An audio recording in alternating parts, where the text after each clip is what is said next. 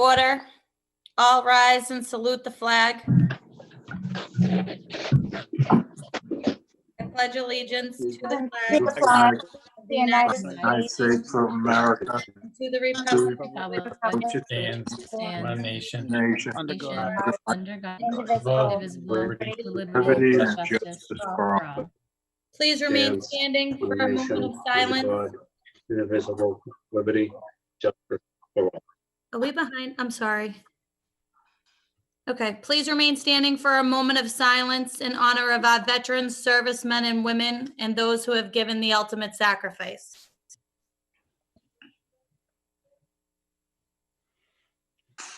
Before we get seated, Councillor Winslow had another moment of silence. Councillor Winslow? Yeah, I just wanted to let everybody in the community know Al Sparks, who was the longtime owner of Sparks Department Store on Pleasant Street, passed away last week. And Sparks was a Malden institution. Gosh, since we lost Sparks, I have so many questions about where to get underwear and other things these days. But they were very dedicated to serving Malden, and Al was a friend from the Rotary Club as well. So I just want to give a moment of silence and wish his family the sincere condolences of the city. Thank you. Thank you.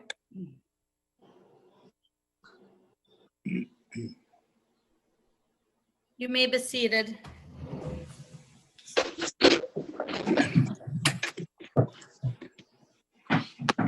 The clerk will call the roll.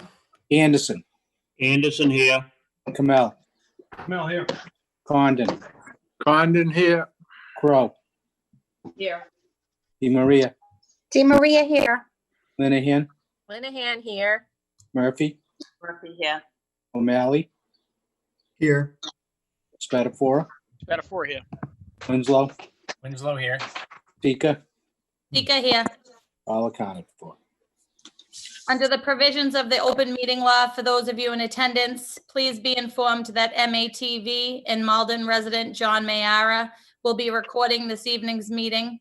So just be aware there will be audio and video recording of this meeting. First order of business.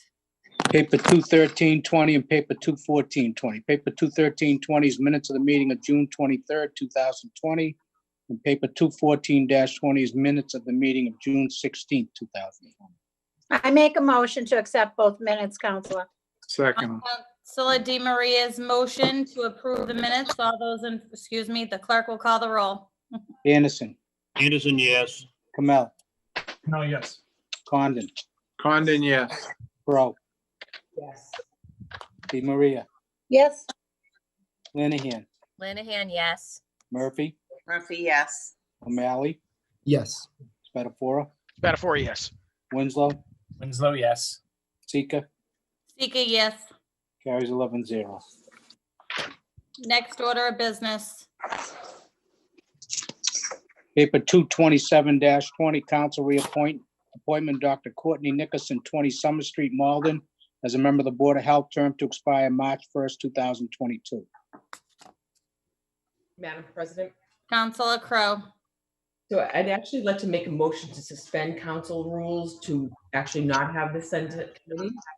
As we know, it's June 30th, and I apologize if this appointment was brought to my attention not earlier, but I would like to take the opportunity to pass this appointment on the floor here tonight, if at all possible. So I think we need to suspend docket rules. We have a second. Second. Councilor Kamel, go ahead. Clarification, I'm sorry. I just want to clarify, suspending the docket, suspending the council rules suspends it for the duration of the meeting now? Or everything else too? Just for this matter. Or just for this matter? Councilor Kamel, I'm sorry, I'm having trouble hearing you. What did you ask? Voted to suspend the council rules to take this on the floor. Does that suspend council rules for the rest of the meeting? For every other? No. You want to do it for every other one instead of doing it individually? No. I'm just double checking, making sure we No, know. this is just for this paper. Thank you. Okay. I would second that. On Councilor Crow's motion, seconded by Councilor Condon, to suspend the rules to not refer this paper to committee. The clerk will call the roll. Anderson, Anderson, yes. Kamel, Kamel, yes. Condon, Condon, yes. Crow, Yes. DeMaria, Yes. Linehan, Linehan, yes. Murphy, Murphy, yes. O'Malley, Yes. Spatafora, Spatafora, yes. Yep. Spatafora, yes, sorry. Winslow, Winslow, yes. Sika, Sika, yes. carries 11-0. Councilor Crowe for the committee. So as I said, we're on June 30th, and with other reappointments, we've foregone actually have them in committee and sent us some. Dr. Nickerson's experience in training in infectious diseases, research, and education alongside clinicians has been invaluable during the work of COVID-19 and clinically revised and relevant research. I think makes her a valuable member of this team, and it's also beyond COVID-19 and helping write some of the Board of Health regulations. She's been hearing housing and has demonstrated a clear understanding of what is important to health, safety, and the welfare of the community. And she's a new mother, and will continue to help in this community towards health equity. I just think that right now, given what we have going on and all the twists and turns that we know that COVID-19 has presented, and the importance of a full Board of Health, especially with someone that has training in infectious diseases and the education that all of that she brings to the Board of Health, that I believe that we should pass this on the floor and so I make a motion to reappoint Dr. Courtney Nickerson as a member of the Board of Health, the term to expire March 1st, 2022. Thank you. Councilor Anderson, did you have your hand up from before? Your hand is up.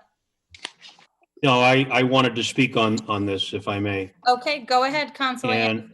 And my comment is similar to as we did at the last council meeting. We've recognized that a number of these reappointments don't require going to committee to review, and that's really the purpose of what the chair has said in this regard. So I full and wholeheartedly support the idea of dealing with this right here on the council floor, not having sent it to committee. Great. Do you make do you second Councilor Crow's motion? I do second that motion. Okay. Councilor Crow? Thank you, Anderson. Okay. On Councilor Crow's motion, seconded by Councilor Anderson, the clerk will call the roll. Hold on, clerk, you're muted. Anderson, Anderson, yes. Kamel, Kamel, yes. Condon, Condon, yes. Crow, Crow, yes. DeMaria, Hold on. Yes. Linehan, Linehan, yes. Murphy, Murphy, yeah. O'Malley, Yes. Spatafora, Spatafora, yes. Winslow, Winslow, yes. Sika, Sika, yes. carries 11-0. She's been reappointed. Thank you. Next order of business. Under hearings and petitions, paper 215-20, petition Boston Gas, DBA National Grid, Charles Street and intersection of Canal Street, Malden. Great. So let's see. I declare the Boston Gas, is that correct? National Grid? That's what it says, Boston Gas, DBA National Grid. Okay. I know, Dan, was that supposed to be? No, that is correct. We still use the legacy company names for legal purposes. Okay, So that I is haven't correct. seen it in a while, Dan, so my apologies. Yep, It yep. usually just says National Grid. Right, yeah. Okay, I declare the Boston Gas public hearing open. If anybody is wishing to speak in favor of this petition, please state your name and address for the record. Wait, can we hear the petition, what this is about? We usually do when they say it, right? I'm sorry. I don't know, I haven't, I don't know. Okay, we can hear it. Hold on.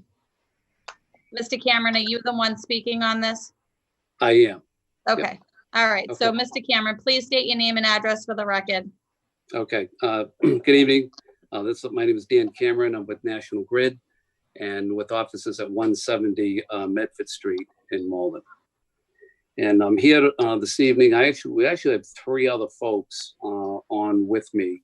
One that I would like to say a few words. The other two are there for questionings, for any questions. But Ray Ivy, who will be the construction supervisor for this project that I'm about to describe. We also have with us the project manager, Deepak Ramakvisham.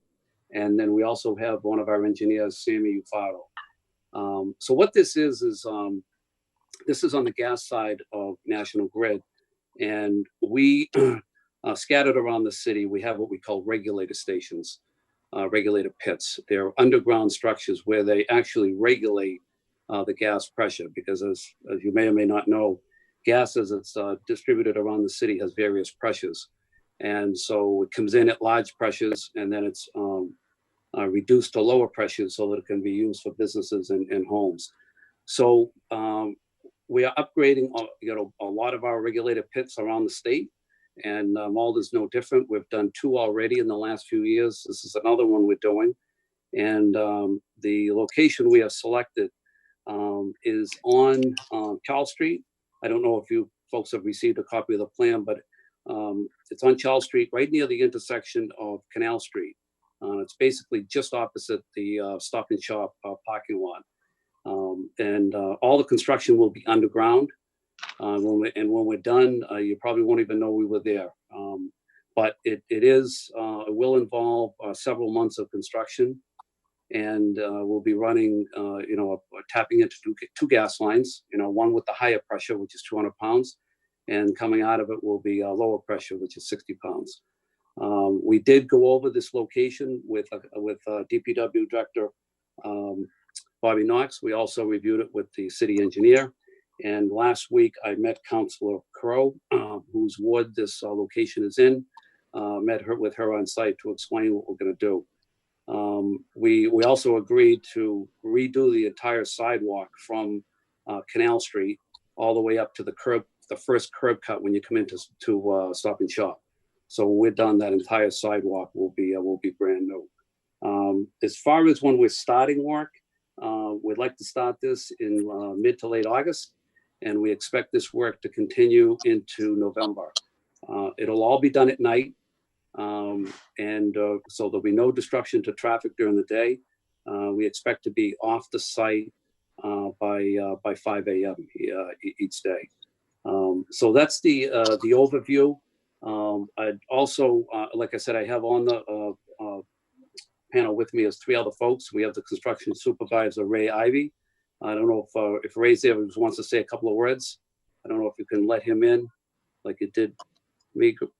He's on. Greg, he's on, okay. Hi, good evening, everybody. I'm not sure if y'all can hear me. We can. Okay, my name is Ray Ivy. I'm over here at 100 Commercial Street at our other facility. So I am the construction manager over this project. I will have a supervisor out there, very familiar with this area. This will, as Dan was saying, this will be a nighttime activity, so we don't have any restrictions with the traffic or any residents here or businesses. The hours of work we're looking to get is going to be start at 7 p.m. And off the street and out of the parking lots by 5 a.m. I see no reason why we would obstruct any businesses over there. And if someone needs to come in, or we're in a position on this job to do whatever we need for the local businesses there if anybody works late or comes in. Great, thank you. Okay. Hold on one second. Councillor Winslow, you have your hand up. Questions. mean, it sounds like gas regulator. I mean, we all in our minds have what happened up in Lawrence and Andover. So I'd like a little feedback on, is this work being done by unionized workers, and what are the safety protocols that will be implemented? So that's what my first question. So Dan, I can answer that. Sure. Yep. Go ahead, Ray.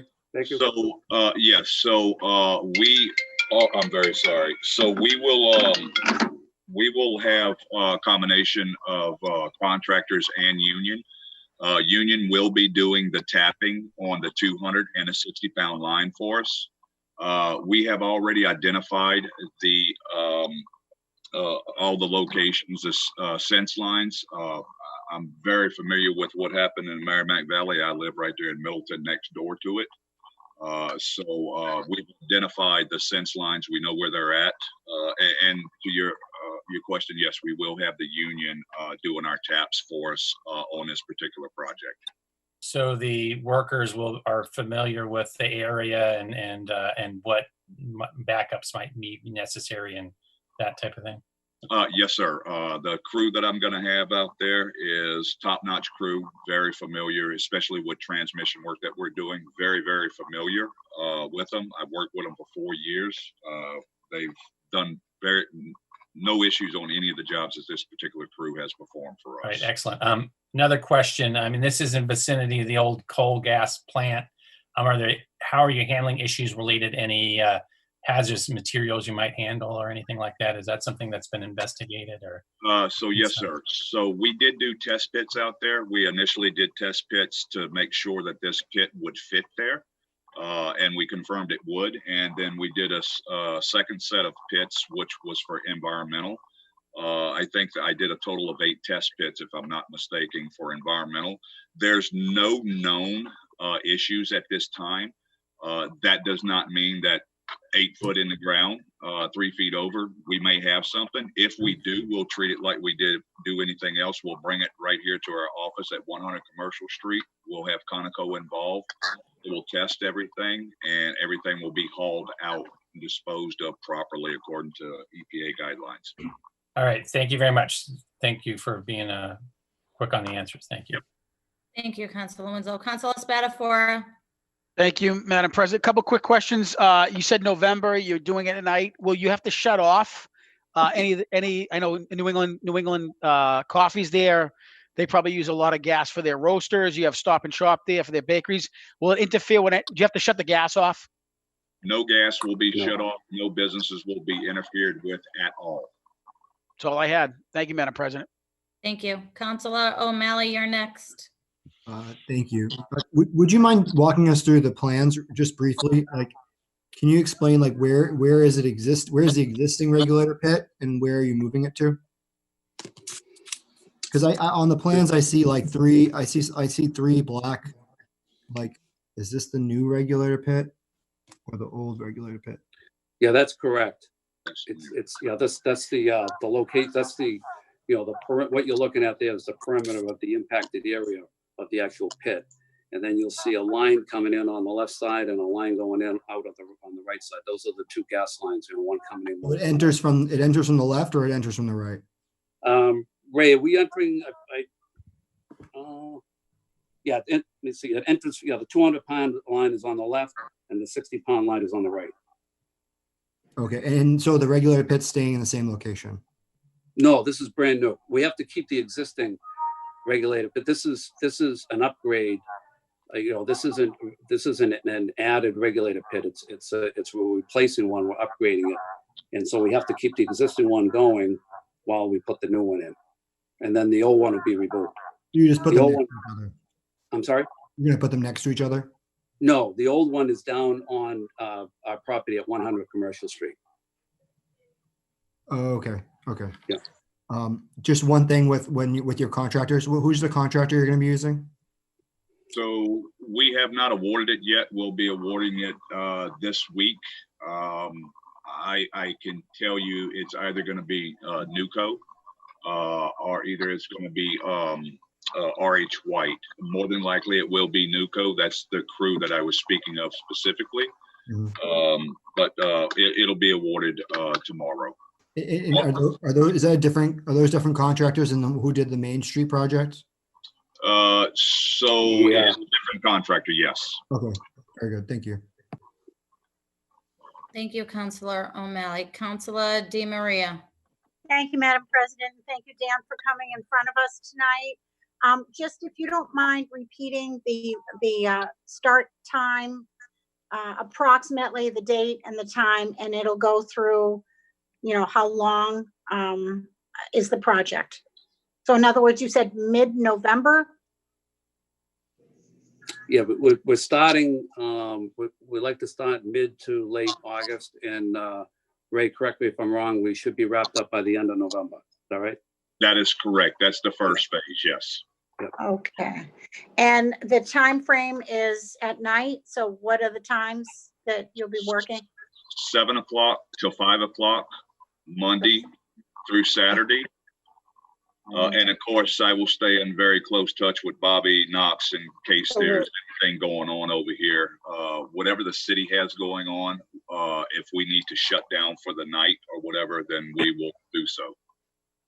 So I would imagine the project creates a lot of noise. Is it a noisy project when you're drilling and or is it something that, you know, for the citizens they need to know, or is it, you know? So where that location is, we should not have any issues with any residents. There's no residents in the area, and the businesses will not have any issues with us because we're going to be out of there before the business opens up. So we should have zero to very minimal complaints on noise. I don't think I've done 2 other jobs out here, and we not one time had one complaint from any resident. And I was out here 7 months last year, and then 9 months the year prior to that on our property on the same street, and there was no complaints. Okay, wonderful. Thanks. Thank you very much, gentlemen. Thank you. Councillor Murphy. Thank you. Just trying to unmute myself. Mr. Cameron, you know, all these questions are great, but I think what I'd like to hear from you is, which I'm sure there is a benefit, but I'd like you to articulate the benefit to anyone listening tonight as to why you're doing this and what the benefit is to the city of Malden. Okay. Well, you know, maybe it's best that I talk about the overall gas business. We are in the midst, and you've probably, Councilor O'Malley mentioned it earlier about a job that we did out on Main Street, but Malden is among the oldest infrastructure in the gas business, as some folks probably know. A lot of cast iron, a lot of bare steel. So we have a major capital campaign where every year we try to complete so many miles around the state with emphasis on older infrastructure like Malden and Medford and Revere and some of the surrounding communities. So that will continue probably right now until at least 2030 or early 30s. It's about another, you know, by the time we get all of this pipe out of the ground, replaced with the new plastic, because you've probably seen every year, you know, Malden does let us work during the winter, which is good when it's appropriate. We work closely with Bobby Knox and his staff. But with that as well, when you upgrade the lines, you also have to upgrade the facilities that control all the pressure. So this is, you know, similar to replacing lines in the street.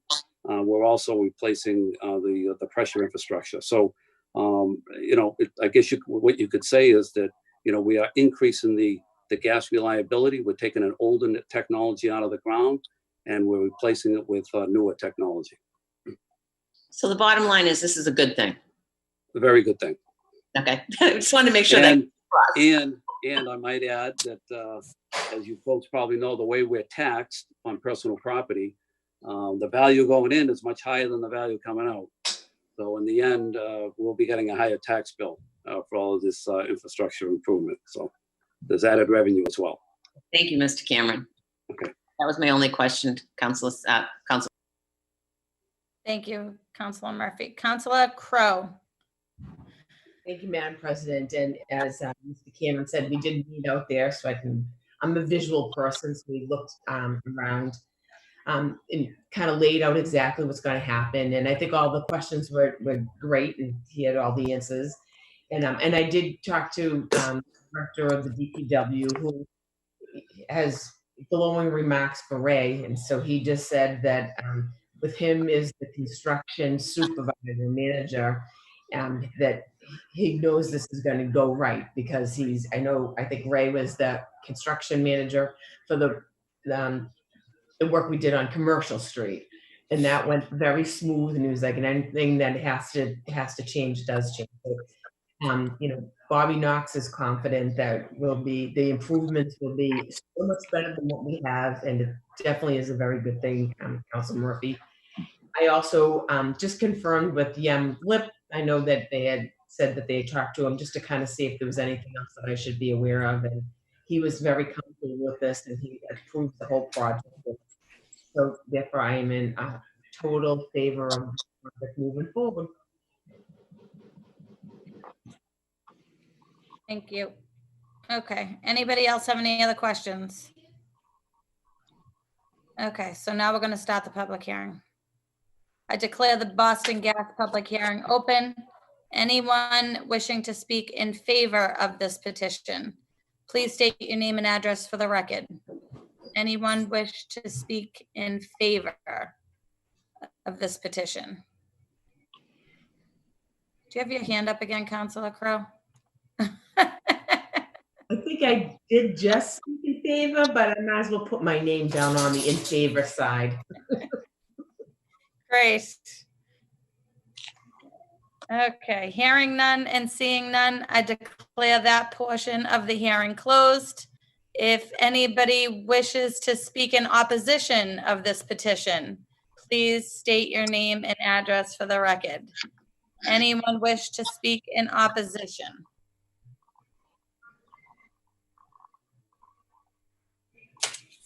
Hearing none and seeing none, I declare that portion of the hearing closed. Councillor Crowe, do you have a motion? I most certainly do. I make a motion that we grant this petition. And I'll second that. Okay, so on Councillor Crowe's motion, second Councillor Murphy, to grant with the following conditions: that the engineer be called when DigSafe is notified, and that the streets and sidewalks be restored to the satisfaction of the Director of the Public Works. The clerk will call the roll. Anderson, Anderson, yes. Kamel, Well, yes. Condon, Condon, yes. Crowe, Yes. DeMaria, Yes. Linehan, Linehan, yes. Murphy, Murphy, yes. O'Malley, Yes. Spatafora, Spatafora,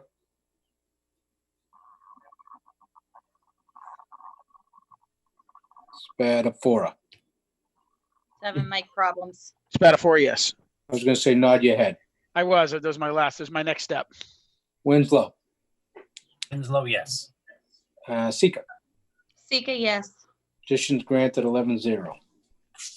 May I just ask a quick question? Yes, before the- Councillor O'Malley, I'm sorry, I noticed your hand up after. No, it's fine. Dan, back in 2016, when I first was on the council, you guys came to replace a regulator pit on Washington Street, but I don't think that was ever granted. Would you mind taking a look into that? Sure. Thank you. Yep. All right, thank you very much, everyone. Thanks for your time. Appreciate it. Thank you. Next order of business.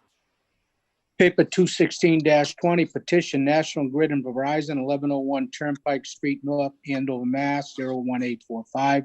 National Grid requests permission to locate poles, wires, and fixtures, including the necessary sustaining and protecting fixtures along and across the following public way: Porter Street.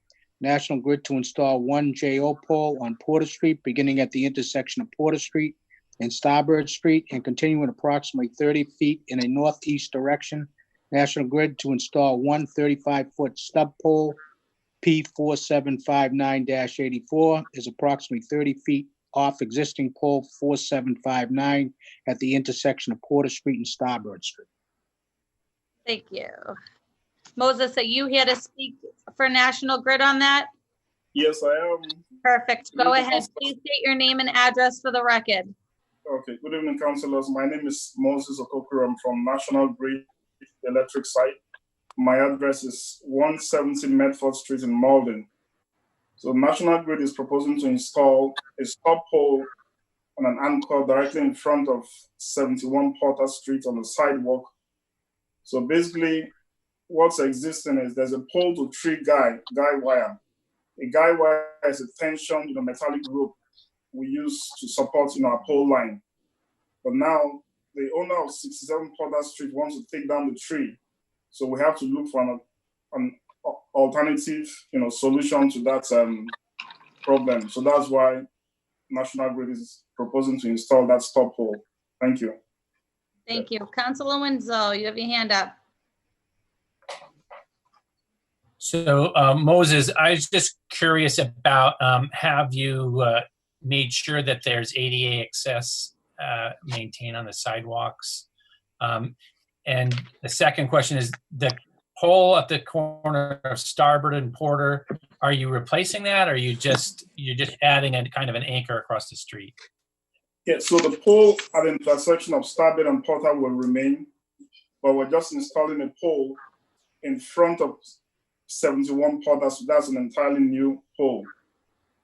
So the pole will go in front, at the front edge of the sidewalk, and then the anchor will go at the back edge. So we'll still have, enough room for, pedestrians and wheelchairs to access the sidewalk. Thank you. Thank you. Thank you. Councilor Murphy has your hand up. Go ahead. Oh, hold on. Yeah, muted. Moses, and this just isn't you, so to pick on you here. Porter Street is in Ward 5 as is Starboard Street. And we as councilors say time and time and time again that we like to see what's happening in our ward. We like to know what this new JO pole and this new stub pole is going to look like, how it's going to impact our residents. Okay, we like to walk these streets with you from National Grid. Okay, Councilor Crowe has had the opportunity to walk with Mr. Cameron on the gas side. No one has reached out to me to look at what's going to happen on Porter and Starboard, which is a very dense area. Okay, and it's very troubling that we go over this, and it just seems every year, time and time again, that National Grid does not reach out to the ward councilor to do a site visit. It's not up to me to reach out to you. It's up to you folks to reach out to me. So, I have no idea what this is going to look like. I have no idea which customers which homes it's going to impact. And, I have a problem with it. I want to kind of get that out right now. And this is not new. This is, and I think many councilors who are on here will say they've had the same issue. So how do we stop this from happening? How do we make sure that your company reaches out to the councilor with the courtesy to walk through the changes that are going to be made in their ward prior to coming in front of the council? I would like to say at this point, this is a lesson learned for me. I'll pass the message across to my supervisors and other designers in our team. So that's we're going for before, prior to a petition hearing like this, they will make a request for a site visit with the ward councillor. So that way we can all go through, and if there's any challenges, they'll be addressed and you are properly informed before the hearing. And sometimes it's not a problem. I know Councilor Anderson, Councilor Anderson, you and I, down on Bryant Street, we met with, we were unsure what was going on. We met and it turned out to be fine. But, you just put us in a bad position coming in like this, never having made any extension, to just talk to us. Councilor Crowe obviously had that courtesy, given to her, but I haven't had that courtesy given to me. Well, I'll say my sincere apologies. Like I said, going forward, I will, make every effort to reach out to the ward councillor in charge. I don't know if that's will address, the matter going forward. So let me ask you this. Obviously, we're going into recess. So how important is this particular new pole? Is this something that until so that you and I can go out and we can deal with it when we come back in September? I'm trying to figure out a way, or is it something that needs to be done now that you and I could go look at and maybe we could approve this pending my agreement or my acceptance? I don't know. I'm trying to figure out a way to move this forward. So tell me how important is this work to be done between now and September? Okay, well, I'll start from the customer side. This customer, I got in touch with the customer, and he informed me that the tree is causing some kind of damage on his roof, and he wants to take down the tree as quickly as possible. Now, I explained to him that he should hold off, give National Grid some time to make arrangement for this top pole. Because like I explained earlier on, a guy wire is like a tension rope. Basically, National Grid does, supports a pole line on the streets or any roadway at every end. If you look around the street, you will see a guy wire attached, to every pole line at the end, of the pole line. So if that tree will be going away, we need to look for an alternative solution as quickly as possible. And like I explained, this customer is complaining that his roof is being damaged, by the existing tree. He just bought the house. Okay, so Moses, and I'm going to interrupt you here because that raises another problem. Okay. Just because a customer complains about a tree does not mean the tree is going to come down. Now, it might, okay? But every tree in the city of Malden has a tree hearing. So unless that tree hearing has taken place, okay, with the director of the DPW, and a determination is made that that tree is a problem tree, it's, 3 times it's created damage and they've had to call, Roto-Rooter. Or if or the tree is sick or the tree is dying. Just because someone complains about a tree doesn't mean it's going to be taken down. It might have to be trimmed. Okay, so I haven't heard anything about this tree, and I can't say that I can approve this type of new poles going in just because someone said the tree is damaging their roof. Like, I would need to know that Mr. Knox has had a tree hearing and that the tree has been determined to be, what's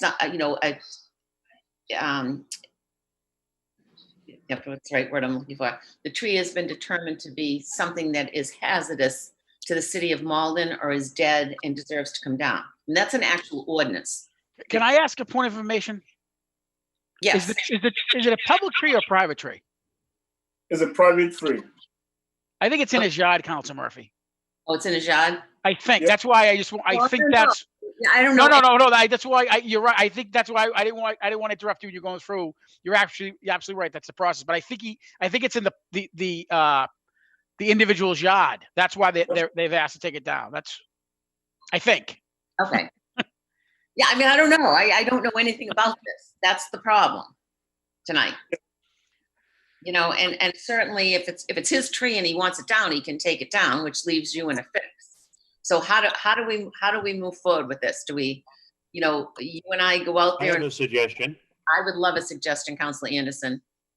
Councilor Anderson. Thank you.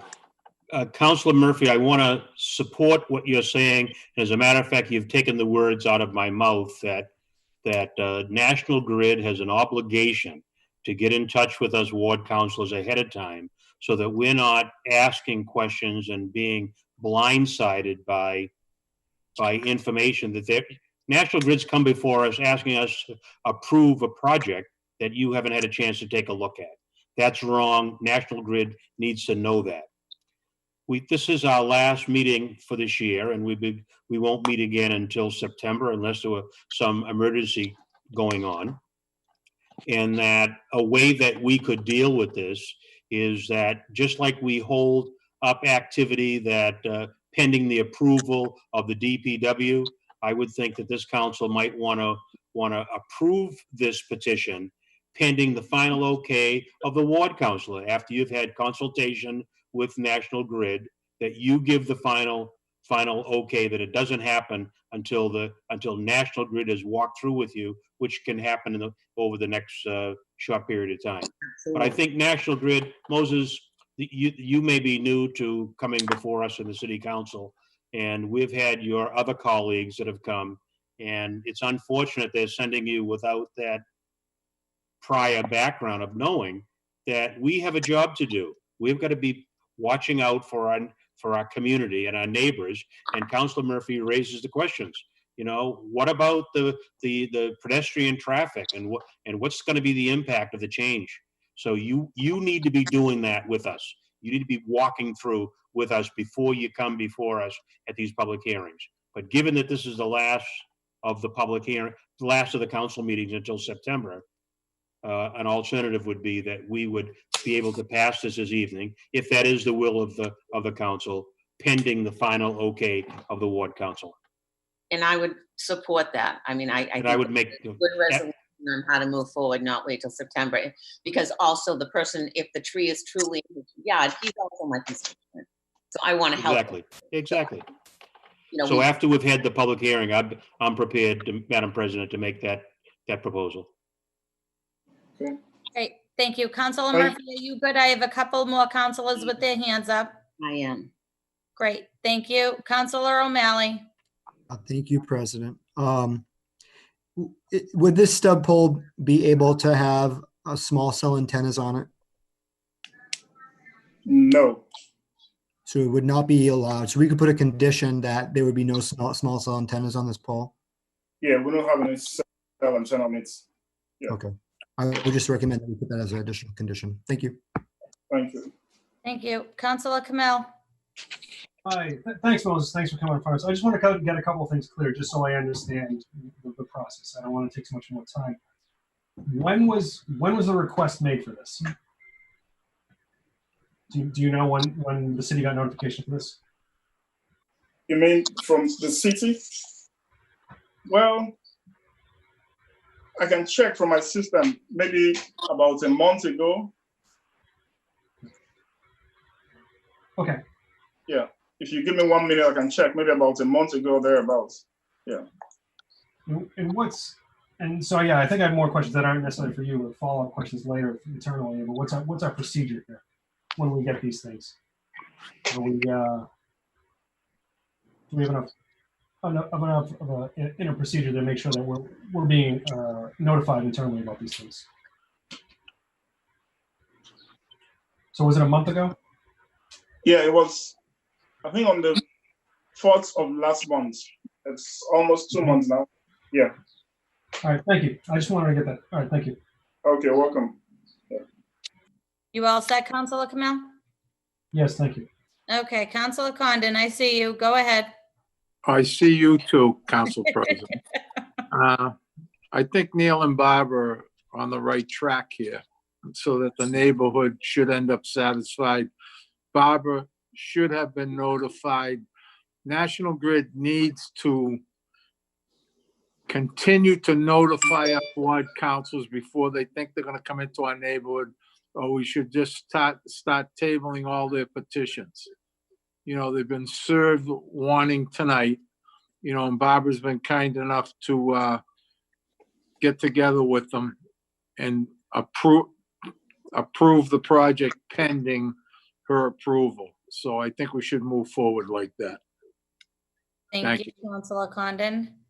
Mr. Cameron, you have your hand up? Yeah, hi, thank you. I came back in, and I just wanted to add, as you folks know, I have the overall responsibility for managing the relationship with the city. So Moses is a great engineer. He is fairly new to the company. So feel free to, I absolutely agree with you 100%, and we will make that happen. I certainly know, being, you know, with the company for a long time and dealing with you folks, there's nothing like a site meeting before it comes before you, especially if it's in your ward. So this will, you know, this will be the protocol going forward. I guarantee it. Okay. Thank you. Council President. Councilor Condon, go ahead. While Mr. Cameron popped in, could I ask him one fast question, please? Sure, go ahead. Dan, Paul Condon.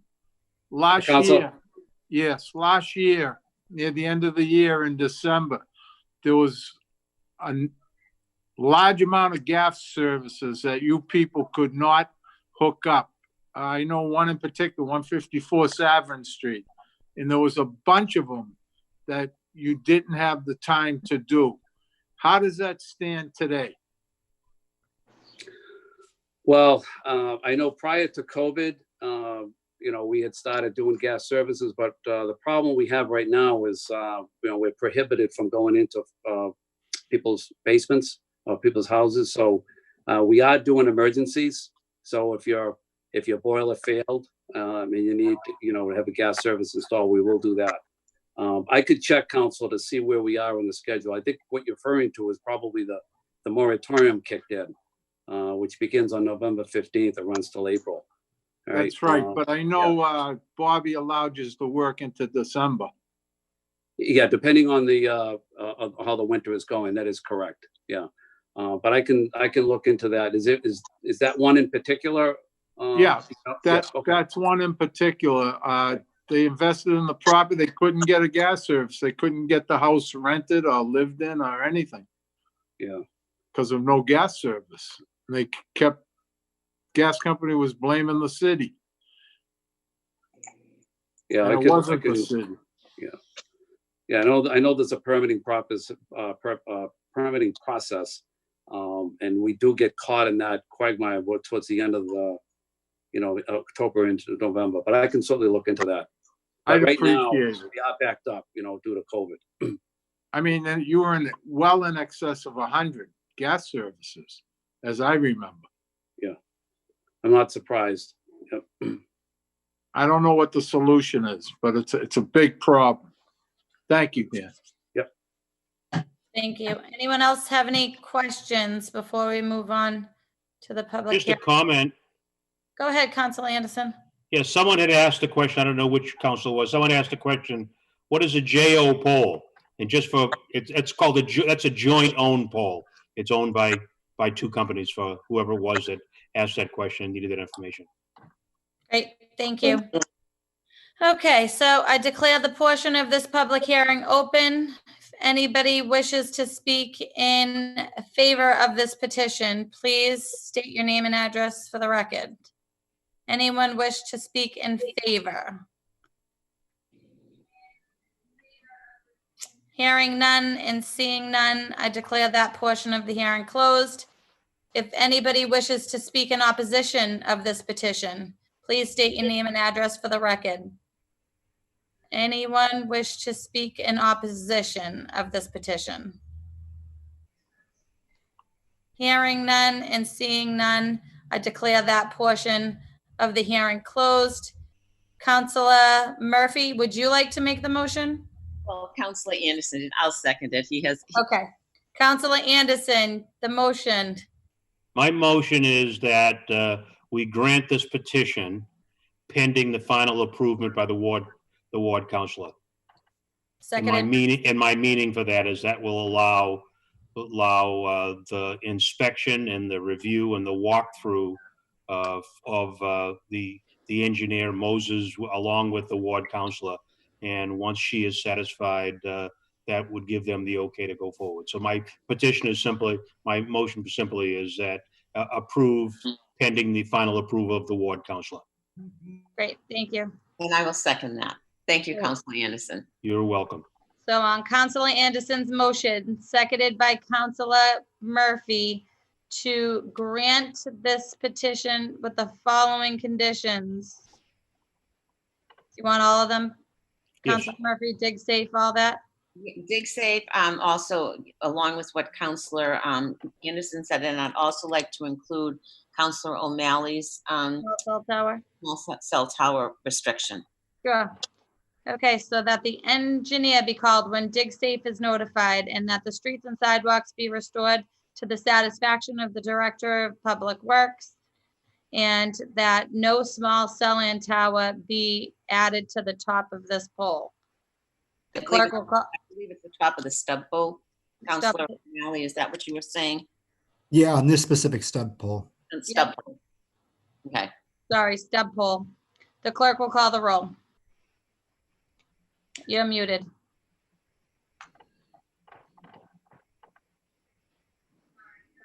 I'm sorry. Let me see. There you go. That was my fault. I didn't want to be muted while loud noise in the background. Anderson, Anderson, yes. Kamel, Kamel, yes. Condon, Condon, yes. Grow, Yes. Di Maria. Di Maria, Yes. Linehan, Linehan, yes. Murphy, Murphy, yes. O'Malley, Yes. Spatafora, Spatafora, yes. Winslow, Winslow, yes. Sika. Sika, yes. Carries 11-0. Great. Thank you. Thank you for coming, gentlemen. Next order of business.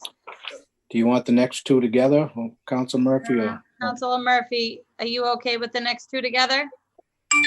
Yeah. Okay, sure. Paper 217-20, self-service gas station Speedway, number 2504, 214 Broadway, Malden. It's a renewal. And paper 218-20, self-service gas station Wash Depot 1, Inc., 333 Eastern Ave, Malden. It's a renewal. Councilor Murphy. Thank you, Madam President. These are two renewals, as our clerk just read, in deference to time, where it is our last meeting as opposed to referring them to committee. I'd like to pass these petitions on the floor this evening and grant the licenses.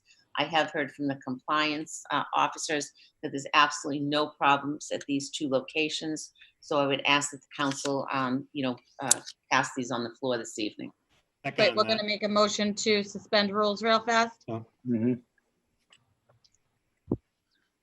Are you going to make that motion, Councilor Murphy? Absolutely. Motion, I'm sorry, I thought you did. Yes, motion to suspend docket rules to be able to pass the petitions on the floor this evening. Great. Second. Second that. Councilor Murphy's motion to suspend docket rules, seconded by Councilor Anderson. The clerk will call the roll. And Anderson, Anderson, yes. Kamel, Oh, yes. Condon, Condon, yes. Pro, Yes. Di Maria, Di Maria, yes. Linehan, Linehan, yes. Murphy, Murphy, yes. O'Malley, Yes. Spatafora, Spatafora, yes. Winslow, Winslow, yes. Sika. Sika, yes. Motion carries 11-0. Now on Councilor Murphy's motion to Grant the petitions. grant these petitions, seconded by Councilor Anderson, Anderson. The clerk will call the roll. Anderson, Anderson, yes. Kamel, Kamel, yes. Condon, Condon, yes. Pro, Yes. Di Maria, Yes. Linehan, Linehan, yes. Murphy, Murphy, yes. O'Malley, Yes. Spatafora, Spatafora, yes. Winslow, Winslow, yes. Sika. Sika, yes. Carries 11-0. Next order of business. Paper 219-20, petition Celco Partnership, DBA Verizon Wireless and Nexus Solutions, Inc., 5 small cell infrastructure grant of locations, 490 Eastern Ave, 77 Revere Street, 1279 Salem Street, 12 Fairfield Ave, and 135 Main Street. Councilor O'Malley. Thank you. Are we just going to refer these to the committee? Because we found out that we're not supposed to do this in public properties, so I We don't did know. not find that out, Councilor O'Malley. You're holding on to that from weeks ago. That is not what we said in that meeting. It was just a hypothetical question, a rhetorical question. I apologize for causing confusion. Our city ordinance states that when we decided to refer these small cell antennas to a committee, we chose them to go to public properties. Therefore, public properties is the right committee for them to be looked at. So Would it be okay if I had a public properties meeting over the recess to handle the backlog?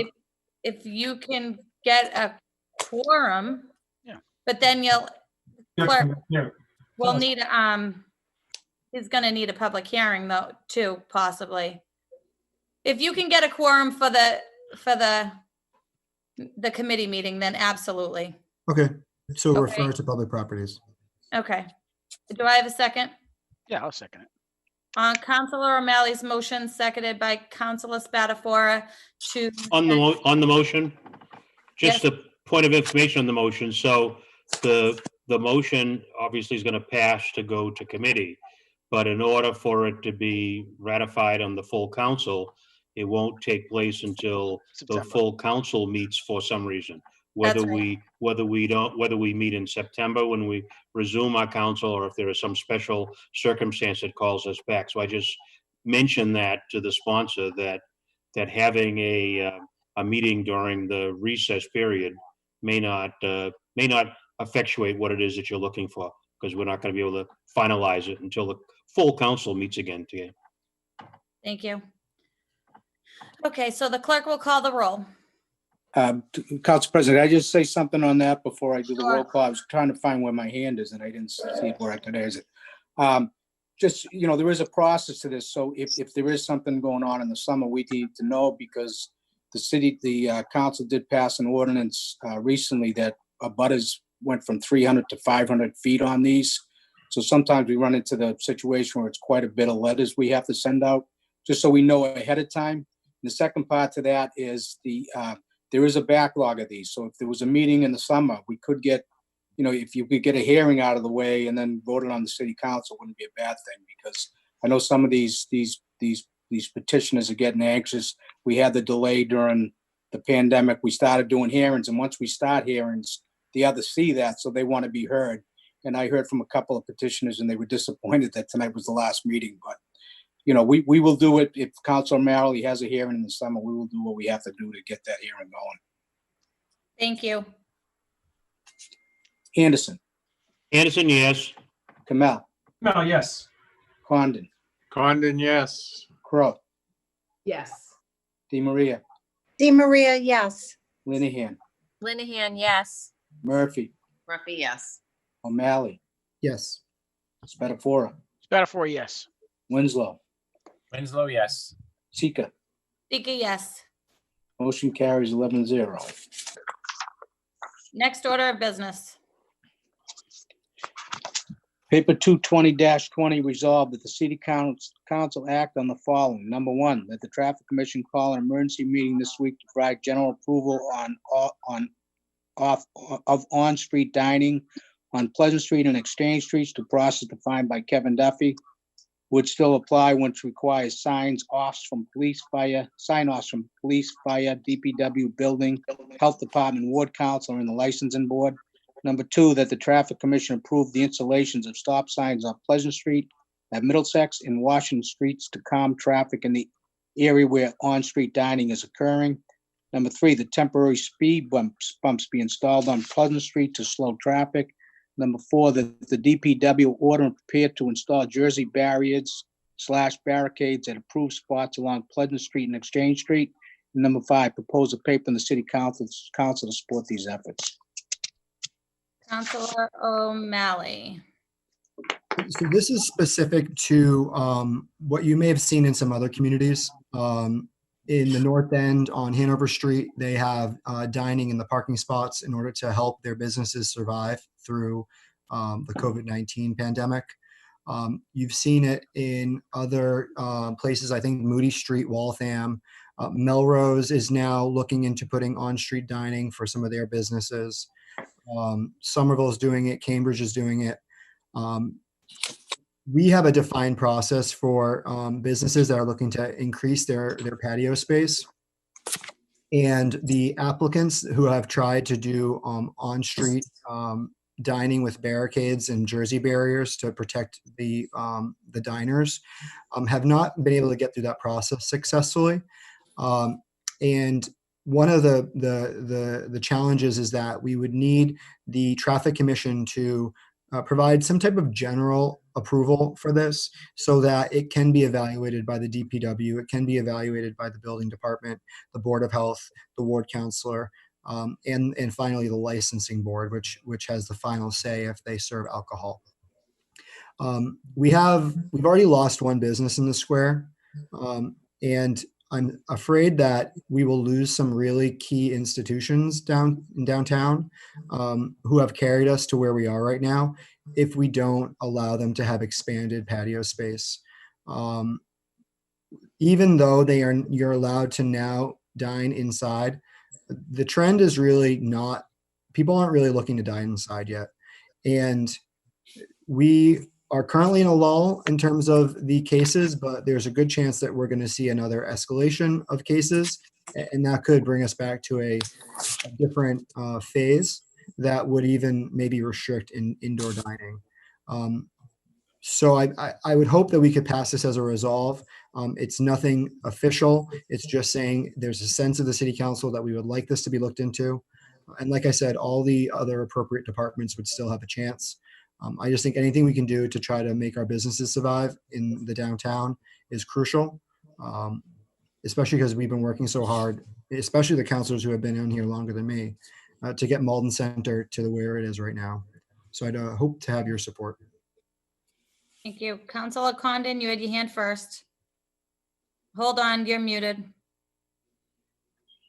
There we go. I would absolutely support this. A lot of these businesses are in trouble. Some of these places are small, and if you have your tables 6 feet apart, all right, they lose their capacity. The capacity is probably down 40, 50%. So by allowing the outside dining, if we can safely do it, we may save some of these businesses. I sincerely believe that there's going to be a lot of problems. We spent all the money to open up Pleasant Street to try to bring some life down to our downtown. We need to help these businesses. You know, Councilor O'Malley's 100% right, but we have to do it in a safe manner. And I hope the Traffic Commission allows this to happen. I think it would probably be till probably the 10th of November that they would need the outside dining. After that, probably wouldn't help them. But I think we need to do it as fast as possible, and I fully support it. Thank you, Councillor Condon. Councillor Winslow.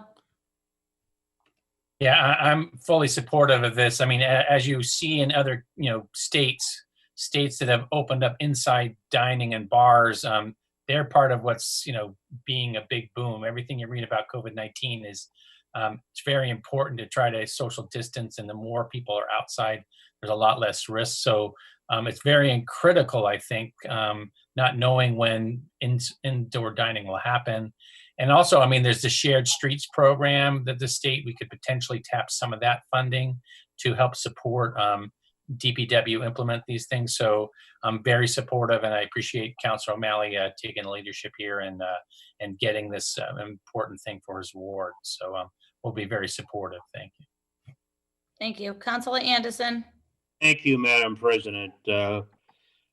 I would like to make an amendment to this paper that's before us. And that amendment would be that we change this from a resolve to an order.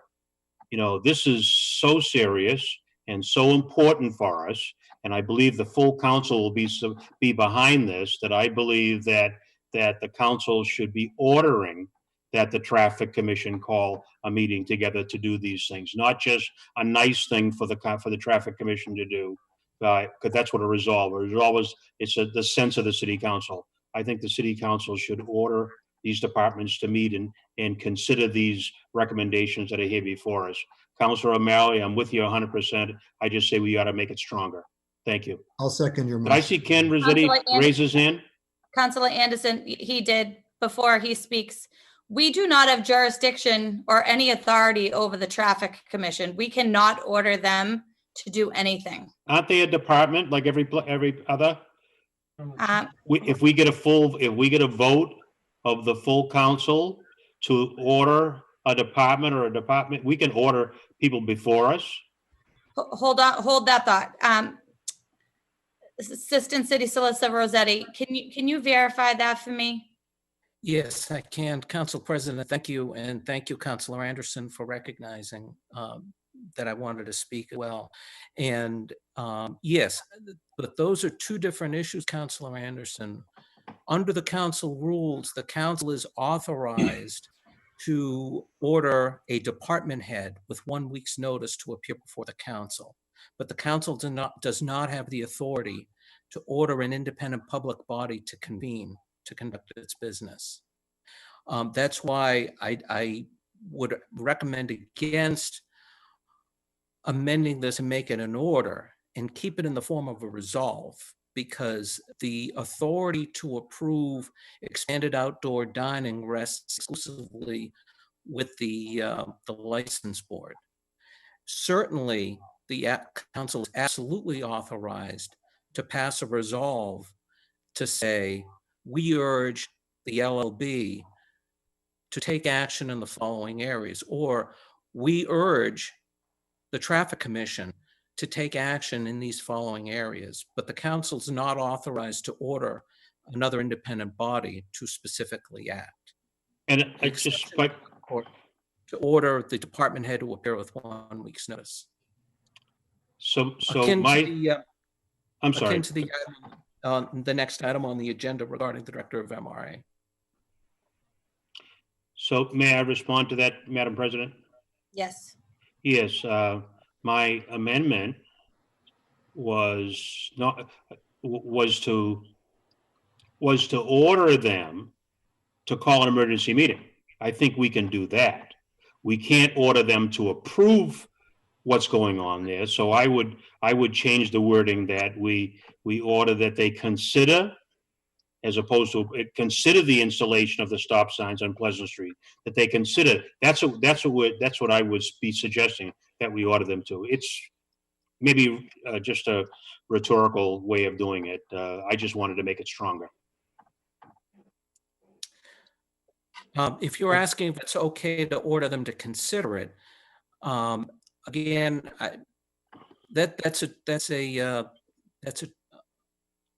it's an independent public body.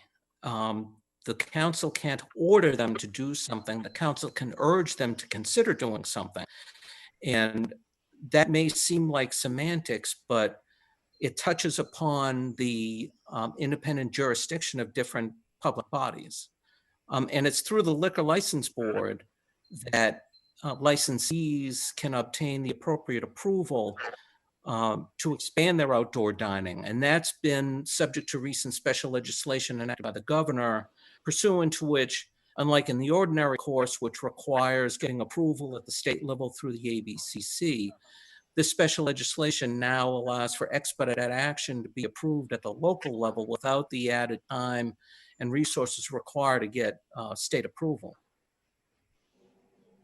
On the advice of our assistant solicitor, I then would withdraw my recommended amendment. Thank you. Councilor Anderson, did you have anything else? No, that was it. Okay. Councilor Linehan. Thank you, Madam President. I don't have any other questions or much to add other than to just reiterate the support. And I think Councilor O'Malley is trying to go to bat, not just for his ward, but really for the downtown that serves us all and serves the entire city. I think as stewards of the public realm, we're really talking about the breadth of the sidewalk, the cityscape, the parking, all of those things together and bringing them into the service of helping the business community as well as residents in a way that could benefit our tax coffers as well. So I would just add another note of support and thank you for the time. Thank you. Councilor Murphy. Thank you, Madam President. I think we all want to support all our businesses. There's no question about that. That's one of the reasons we're elected for our residential constituents, but we're also elected to help our commercial constituents. I have a number of issues with this. I'm not 100% opposed to it. I just think I'm opposed to the way it's being represented here this evening. The first thing I want to say is we have just spent 40 years with Pleasant Street kind of blocked off. Okay, so to just reopen it a couple of weeks ago and start to put stop signs and barriers and speed bumps just goes against my grain, finally having seen it open. That's just a personal comment. But the bigger comment that I have here is all we're talking about is restaurants. Okay, there are a number of other businesses in the square. Okay, you have optical shops, you have beauty salons, you have UPS, you have barber shops. Okay, you have people who don't have liquor licenses, who just, have people stopping in to get a cup of coffee. Okay, taking parking spaces away, okay, is going to affect those businesses. So I don't think we can just look at, we have to deal with restaurants. We have to deal with the whole square. Okay, and what does this do? So why isn't there, and I know that there's been a lot of work done, and I give a lot of kudos to Kevin Duffy and the license board and Nelson Miller, who has been, I think we have 14 out of 17 licenses approved for sidewalk restaurants right now. Okay, I think there was one denied down on Highland Ave, should remain nameless, but everything else is in the works and working. We haven't heard anything about how that's going. So to start to just throw things out there that we have had no feedback on, we don't know where this is going to go. We don't know how doing this is going to affect businesses other than restaurants.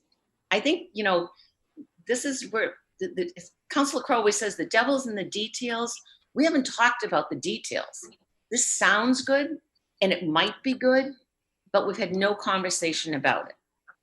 And to me, that is, I know this is our last meeting, so I would like to find some way to make sure this evening that there's a group that gets together that really talks about what's the impact of this for all of our businesses in the square. And I'll take that one step further. Yes, Malden Square probably is the biggest revenue generating source. But if Councillor Kamel, if you look at Maplewood Square, you have a number of restaurants down there.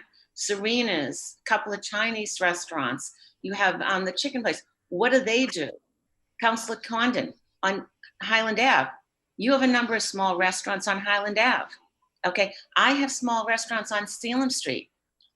Where is the overall picture of what we're doing? Why are we rushing to do something tonight without knowing all the facts? Councillor Crowe, you have restaurants up in Judson Square. So, what are we doing here? And that is my question to all of you. Are we just rushing to put something out there to say we've done something? Or are we actually actively thinking about how does this impact all of the businesses within the city of Malden? So I struggle to support this. I struggle not to support it because I'm not against it. I think in concept, it's great.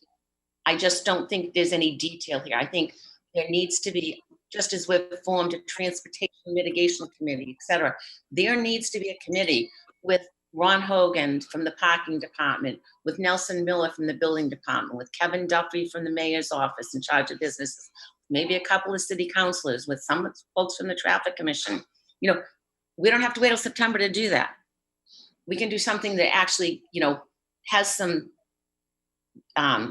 depth to it and starts talking about what the overall issues are, not just rush to put some speed bumps and some stop signs in the middle of Malden Square that we've just opened up. It's my 2 cents. Thank you, Councillor Murphy. Councillor Crowe. Thank you, Madam President. And I do want to say the devil's in the details. I know it sounds like a cliche, but I don't really see a plan here.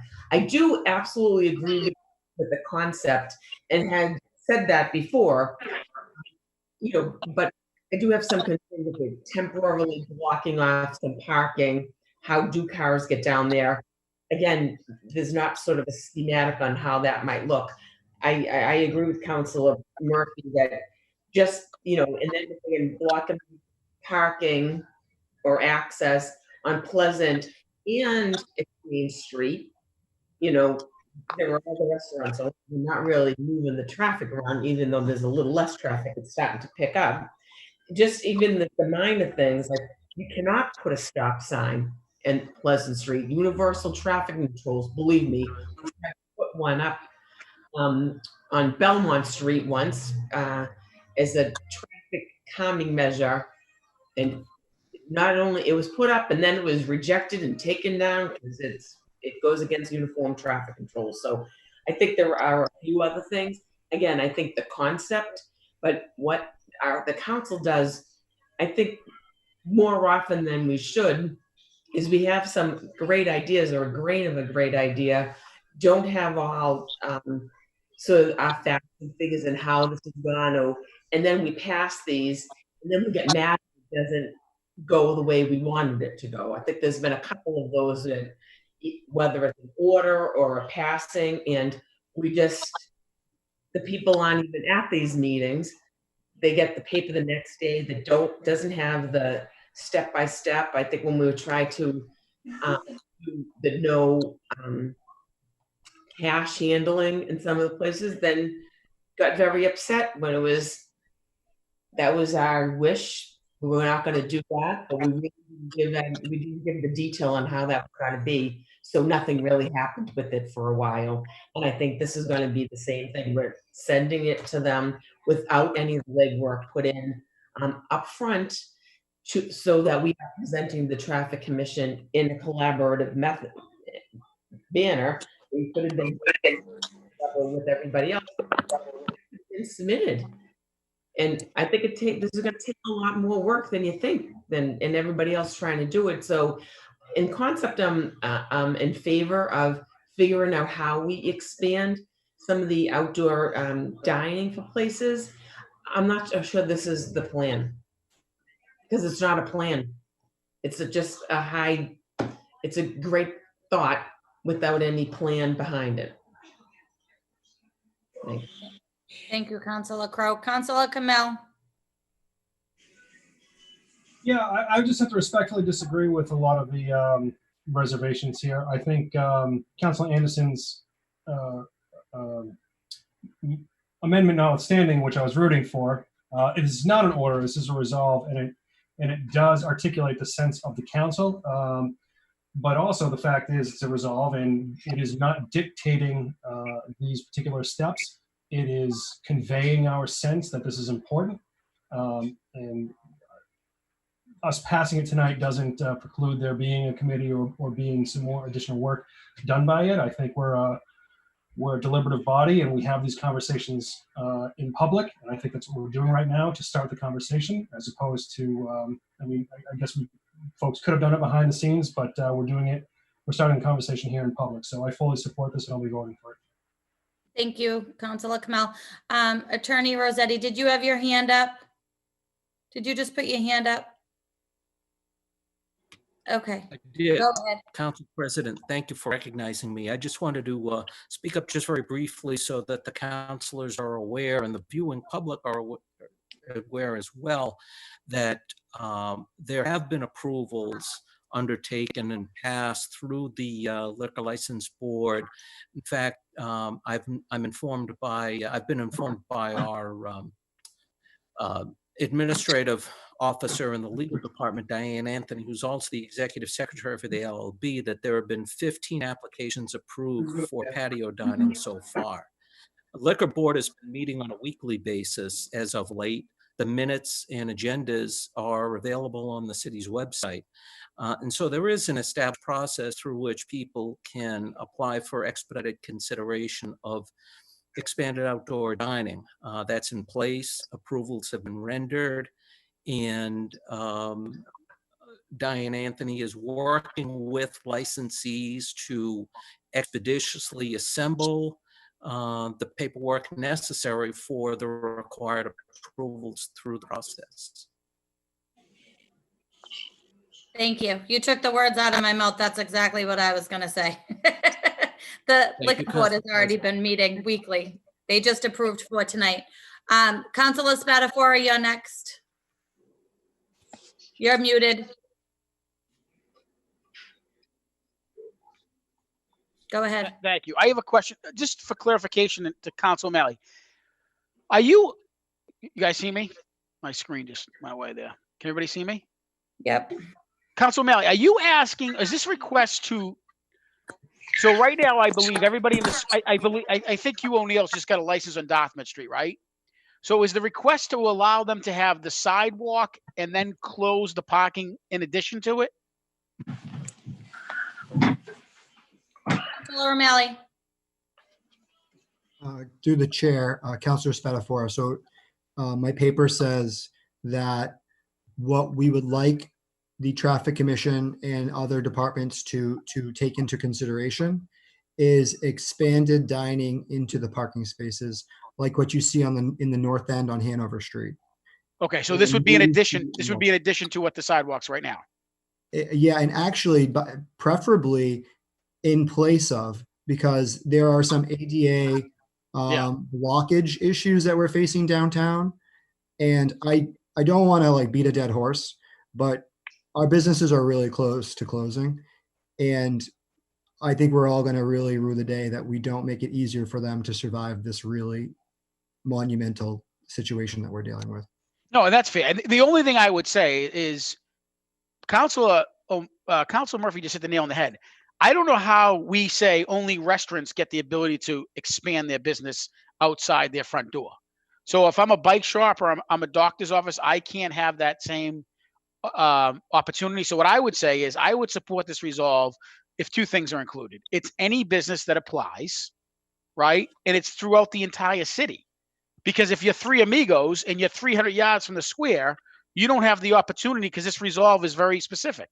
So I would, yeah, I would want to include this. And the other thing, and I heard you mention it, Councilor, is I have no problem using my money. I would find it very hard to go to the DPW and say, go out and buy jersey barriers or rent jersey barriers without some funding mechanism right now, especially if it's citywide, given the budget we're in right now. So what I would say is I would want to make my first amendment would be, and if I have a second, it'd be great, is that this is an opportunity for any retail establishment, right? They have the same opportunity a restaurant does.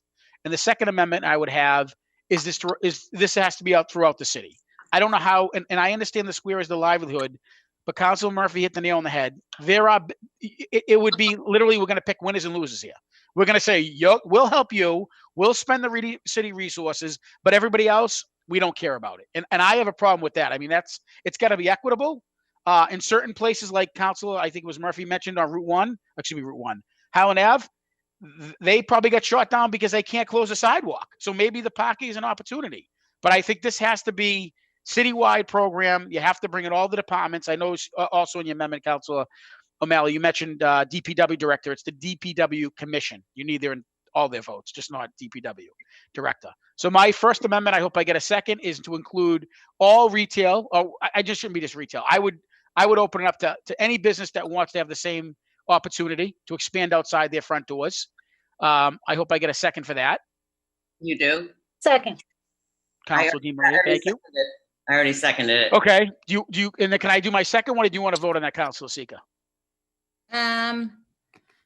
Where's the Councilor Anderson? Are you looking to speak at this moment? Okay, hold on. Hold that thought, Councilor Spatafora. Councilor Anderson for the second time. Yes, thank you. I agree that it should be opened up citywide. I think Attorney Rossetti said it for us, though, that since we can't direct the decisions of the Traffic Commission and the others, we're sending the message to them of generally what we want, which gives them the ability to widen what it is, you know. So I don't think that that the sponsor of this paper had to spell out in the kind of detail that is needed for this in order for this to be meaningful. I think we should be sending them the message to the Traffic Commission and these other bodies that this is what we're looking for.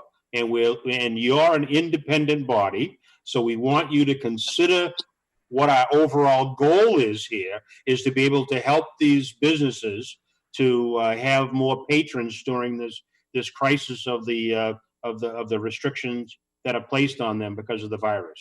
So I believe that the idea of doing it citywide makes all the sense in the world.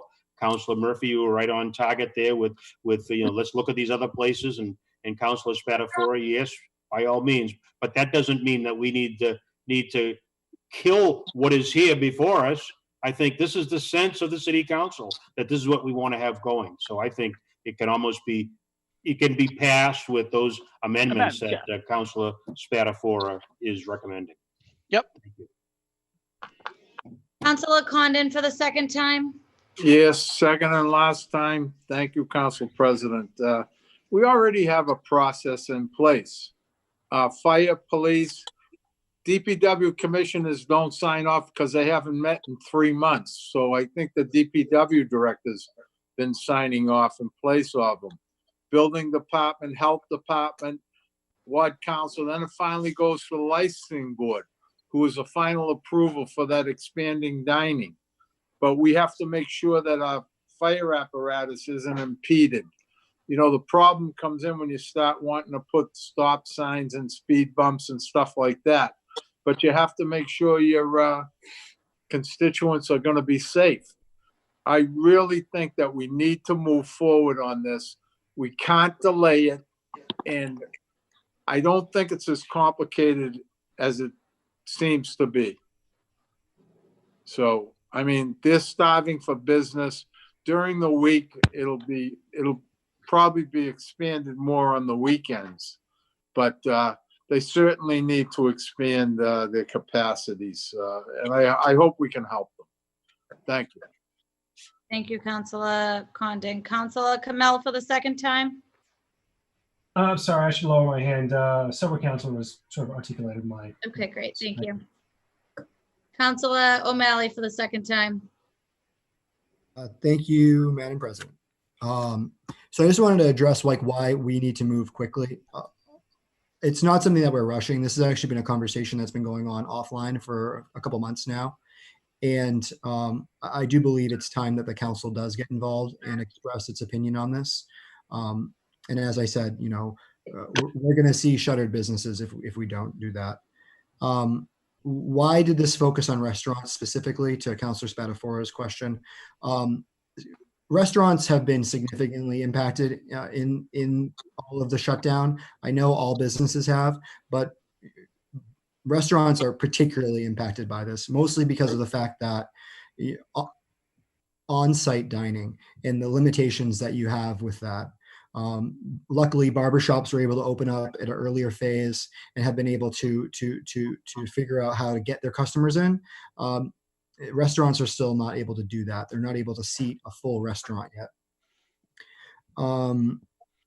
I do agree 100%. We should expand this to all neighborhoods. So what I would say is, I would move. Obviously, yes, I support your amendment, but I'd also make an amendment that we strike number 5. Number 5 had to do with what we're talking about right now, and it was a mistake. It shouldn't have been included. So I'd like to strike number 5. Councillor Anderson, I was on the same page as you when it comes to ordering. My understanding is the only person we can't order would be the mayor. But I'm not going to beat a dead horse here. I think a resolve is also sufficient. Luckily, you know, unfortunately, Malden hasn't done anything yet. But one of the benefits of that is that other communities have. So Boston has a very extensive study in terms of how to do this safely, what the parameters are. And basically the gist of it is it mimics parking. So you're not supposed to park within 20 feet of an intersection. You're not supposed to have dining within 20 feet of an intersection. It's luckily a lot of the work has been done, and that has been shared with the city previously. And to Councillor Condon's point, the legislation from the governor does allow the DPW director to sign off on this. So I do appreciate the support that's being expressed here tonight. As was stated, it's just a resolve, and I hope that the bodies will hear how we're feeling in our support for our businesses. Thank you. Thank you. Councillor Winslow for the second time. Yeah, I guess I would like to propose replacing that 5th one that's eliminated with just an amendment that the city engineer seek planning and implementation resources from the MassDOT Shared Streets program to fulfill the goals. You know, there are resources out here that we can get as a city that can help with, you know, develop the plan and do the implementation. So I think we should just make sure, you know, I know Councillor O'Malley, we've been talking about that, but it's kind of falling to the city council to do something on that. So, so I would suggest that I would make a motion to add that if anybody would second that. I'll second your motion, Councillor. One second. Councillor Kamel, your hand is up again. Did you want to speak now? Okay, I just took it out. Okay, so we have a motion by Councillor Spatafora. Councillor Murphy, you have your hand up. Yes, I'd like to make a motion that this particular resolve be, is Councillor Spatafora, it will cover all of the city, but I would also like to make sure that we open it to all businesses. Yeah. Have the ability to come forward with a plan as to how, because I agree, restaurants are going to be the livelihood of this city. Pleasant Street is not going to be a retail shop oriented business, but you need to make sure that, let's say, the UPS drop off that's between two restaurants on Pleasant Street, that we don't put them out of business because there's no parking for them. I think somehow or other, just like with that the neighbor needs to be informed that this is going on, that it might impact their business. It might impact the dance studio who hasn't been able to open. And yes, hairdressers and barbershops, Councillor O'Malley, have just opened, but you know what? They're opening with such limited that if the customer can't park, they might choose to go somewhere else. So I get it. You know, it's important for us to support the restaurant business, and I totally do. But there are other businesses that we cannot look away from. So I think that this resolve has to say, you know, in addition to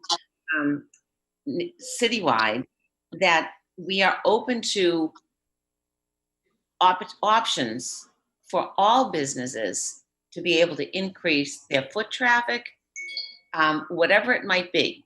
If they can only have 2 people in their shop, maybe hairdressers can do their cutting outside the shop. I don't know, but I just think we're being very limiting in what we're doing here. So I'd like to make a proposal that our resolve includes all citywide businesses, whatever their occupation is. I'll second that motion. Councillor Spatafora, wasn't that your motion? No, he was all citywide for restaurants, I believe. No, he said all city business. Oh, you did? Okay. Hold on. Councillor Spatafora, you said Yeah, all business anywhere in the city. I did. I yield to. Started with retail, then you went to restaurants, and then you changed it. I wrote it down. I did. I yield. I was going to ask for it in 2 motions, and I yielded for Councilor Anderson. That's why I didn't do it. But either way, it doesn't matter. Citywide business. I have written down. Yeah. Any business citywide. And Councilor Murphy, you seconded. Okay. Same thought process. Either way, it doesn't matter. You're just going to give. My just concern is I don't want to pick winners and losers. This gives the opportunity to everybody. Certainly, restaurants are going to be the easier ones, and it'll be the same process, except they don't have to go to the liquor board because they don't have to be approved to sell. They don't have to get your hair cut on the Councilor Murphy's example. You don't need to go. You don't need to go to the liquor board to get your hair cut outside, which would not be a bad idea if you could drink. Okay, so we have your motion first. I'm not going to sit here and beat the horse, but from the chair, I'm going to support this resolve, but I have some reservations with it. I feel that the liquor board has already been working on this issue for the last 3 weeks. I thought that's why last week we made a motion to approve the new liquor board member because they were having trouble having quorums. So the liquor board has already been doing their work on this. I think, you know, it's not just in the square that they're granting licenses. They already granted a license to Three Amigos last week. El Patro has it, I think, on Highland Ave in their parking lot. I think I read somewhere. I have in my ward, Town Line, they're looking to expand into their parking lot. So I'm, like I said, it's just a resolve. I will support this evening, but I don't think the resolve should say traffic commission. I think it should say liquor board first. But since we're adding all businesses, any business across the city, then maybe it should go to traffic first. So that makes a little bit more sense for me. And we're gonna vote on Councilor Spatafora's motion to amend for this to change to say any business citywide. Was there anything else, Councilor Spatafora? Oh, that's fine. That covers it all, I think, right? And any business citywide, they have the same Any opportunity. business citywide.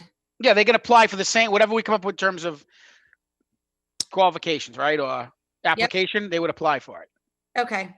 And then it's seconded by Councilor Murphy. The clerk will call the roll. Anderson. Anderson, yes. Kamel. Camille, yes. Condon. Condon, yes. Crow. Yes. DeMaria. DeMaria, yes. Linehan. Linehan, yes. Murphy. Murphy, yes. O'Malley. Yes. Spatafora. Yes. Spatafora, yes. Winslow. Winslow, yes. Sika. Sika, yes. Carries 11-0. And Councilor Winslow, can you repeat your motion? Yeah, so it was a motion that the city engineers seek planning and implementation resources from the MassDOT Shared Streets program to implement the resolution. Just strike number 5 and insert that. Strike in 5. I'm inserting that. Do I have a second for that motion? Second. What is it? Okay, on Councilor Winslow's motion, seconded by Councilor DeMaria, the clerk will call the roll. If I could just get Council Winslow to send me that exact wording in an email, just so I have it exactly. Can I just ask a question? What is the Shared Streets program before I vote on it? Let's see. The Shared Streets program is actually a program that MassDOT set up since COVID-19. Okay. To specifically help cities implement these programs. So it's a little bit more expansive, but one component can be to get money to actually put up the barriers and other type of things. So they're trying to work with cities to be as creative as possible to adapt infrastructure to COVID-19. So okay. So that's the point of it. So yeah. So okay. Yeah. Thank you. Thank you. Anderson. Anderson, yes. Kamel. Camille, yes. Condon. Condon, yes. Crow. Crow. Sorry, yes. DeMaria. Yes. Linehan. Linehan, yes. Murphy. Murphy, yes. O'Malley. O'Malley, yes. Spatafora. Spatafora, yes. Winslow. Winslow, yes. Sika. Sika, yes. Okay. So now on Councilor O'Malley, Councilor Crowe, sorry. Go ahead. Sorry about that. Since we're making some of these changes, and I understand, but like I said, are we leaving in, I know it's only a resolve, but stop signs, and traffic calming measures, speed bumps, and that the DPW will order and prepare to install Jersey barriers. I feel like in some of these things, unless we put it a little more generic, because although you might have wanted suggested speed bumps on Pleasant Street, I'm not sure speed bumps on Highland Avenue is going to be appropriate. So if it's a little more of a generic, some traffic calming measures, and then really, again, back to the Council of Spatafora's, and we're putting this on, unless we're providing the money, that we're making the DPW now get all these Jersey barriers for across the city. So, Councilor O'Malley, can you answer that? Yeah, I would like to keep it. So like, the same way, with COVID-19, we've seen a vast increase in speeding because of the fact that there are not as many cars on the road. And, the same way, we don't want to see speeding on Forest Street, for instance, or Bainbridge Street, two streets that have very bad speeding problems since we've done it over. We don't want speeding in our central business district where there's a ton of pedestrians. We don't want speeding happening if you're going to have people dining on the sidewalk closer to the travel lane. I would like to keep it in. I'm not saying to put in permanent speed bumps, but if it's even just a temporary speed bump that lets people know, hey, something different is going on here, pay attention, make sure you're going slow through this very heavily pedestrian area. I think it would be a smart thing and a safe thing. The other thing regarding the stop signs, I would like them to look into that. Yeah. It's something that I had always thought of because, people couldn't speed rather quickly down Pleasant Street. And now that it's open, people might be more encouraged to do that. And I think it would be safer for everyone involved, walking or sitting and dining, for regular stops to occur so that people don't get it up to high speeds. I would appreciate to keep it in as the ward counselor, but I'm up for discussion. Councillor O'Malley, quick question. Do they have all of those things in the north end? Do they have speed bumps and do they have all those on Hanover Street in the north end? They do not have it in the north end. One of the feedback that I received from the DPW director as well as the building commissioner is that they were concerned about the safety when it comes to speed. So this was a natural traffic calming measure that could occur. I was just wondering because that location seems to be a lot more busier than what I envision Pleasant Street to be if this were to happen down there. I only see maybe a handful, not even a handful of restaurants that would be interested in wanting to go in the street for dining. I'm pretty confident, although I've not had a conversation, but All Seasons has decided not to open because they don't even want to serve food on the sidewalk, never mind in the parking spaces in front of their location. So I think they're also doing renovation right now. that could be the case, but he was supposed to be open, a few weeks ago and decided against it. So I still struggle with this, but like I said, I am going to vote on it because it's just a resolve. Councillor Anderson. Yes, thank you. I appreciate Councillor Crow's concern about getting down into the details, but I guess I remember hearing our attorney telling us that, this resolve is going to go to the body that's going to consider all of these things. So it's not really for us to work out all of the details of this, but to take into consideration where speed bumps may be important in some locations and not in others. And so I think the wording, just the way it is, as we've amended it, covers the concerns that everyone has. And the detail, that's to be worked out by these bodies that we're sending it to. So I'm prepared to support it as it's been amended. Thank you. Thank you. Councillor Murphy. Thank you, Madam President. And yes, Councillor O'Malley, Bainbridge Street and Forest Street do have significant speeding issues. And, I have actually offered to pay for speed bumps to put on those streets. So if the Traffic Commission sees fit to approve speed bumps, I'm happy to pay for those. I would assume you'd be happy to pay for those on Pleasant Street.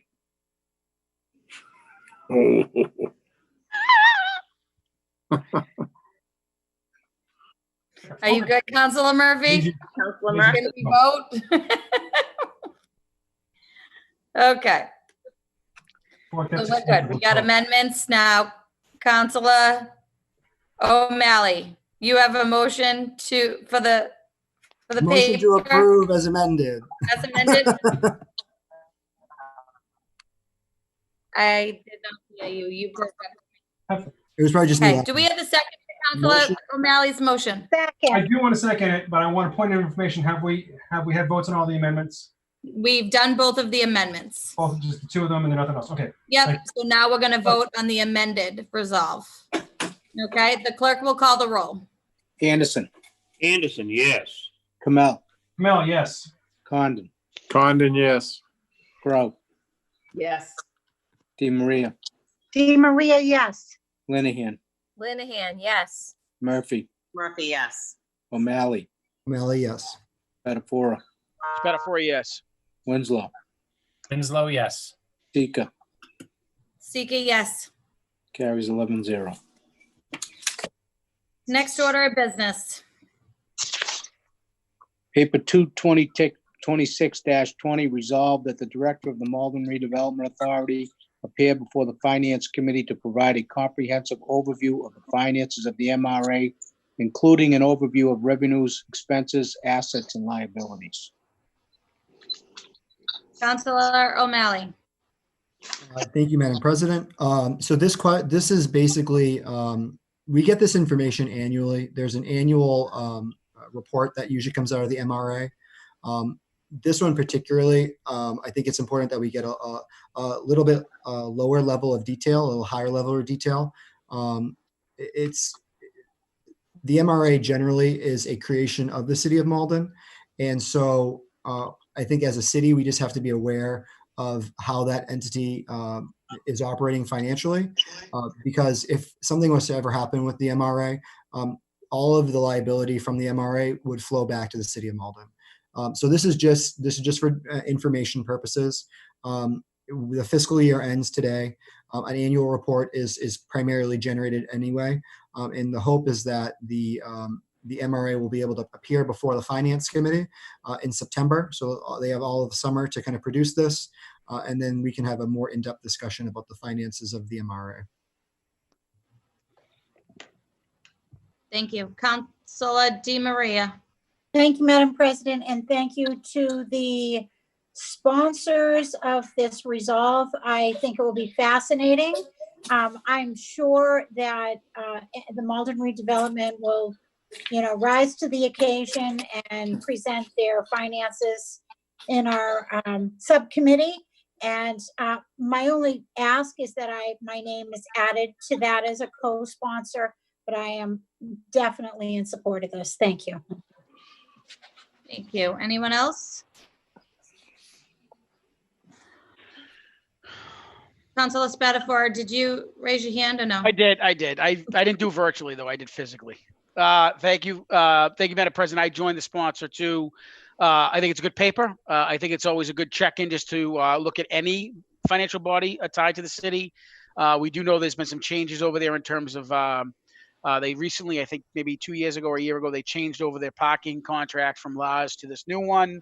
I think there's been some challenges there, and I know they're working on some capital improvements.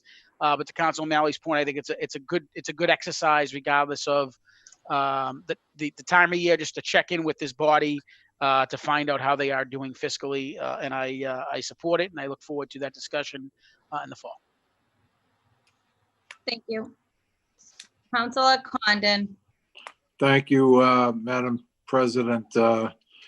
I think this is a good paper. I'll support it. I think it's good to be updated on any kind of liabilities as far as 108 loans, other loans, plus programs, how they're going. So I would support this, and I would also like to add my name as a sponsor. Thank you. Thank you. Anyone else? Any questions? Councilor Kamel. Yeah, I just wanted to thank Councilor O'Malley for his leadership on this. It was a good idea, and it was well executed and good follow through. Good job. I didn't hear what you said, but thank you. Right. I always have trouble hearing you for some reason. Every meeting, I can't hear you well. My apologies. Anyone else speak on this resolve? Okay. Councilor O'Malley, you have a motion? Motion to approve, adopt. Second. Councilor O'Malley's motion to pass the resolve, Pass. seconded by Councilor Kamel. The clerk will call the roll. Anderson, Anderson, yes. Kamel, Kamel, yes. Condon, Condon, yes. Crow, Yes. DiMaria, Yes. Linehan, Linehan, yes. Murphy, Murphy, yeah. O'Malley, Melly, yes.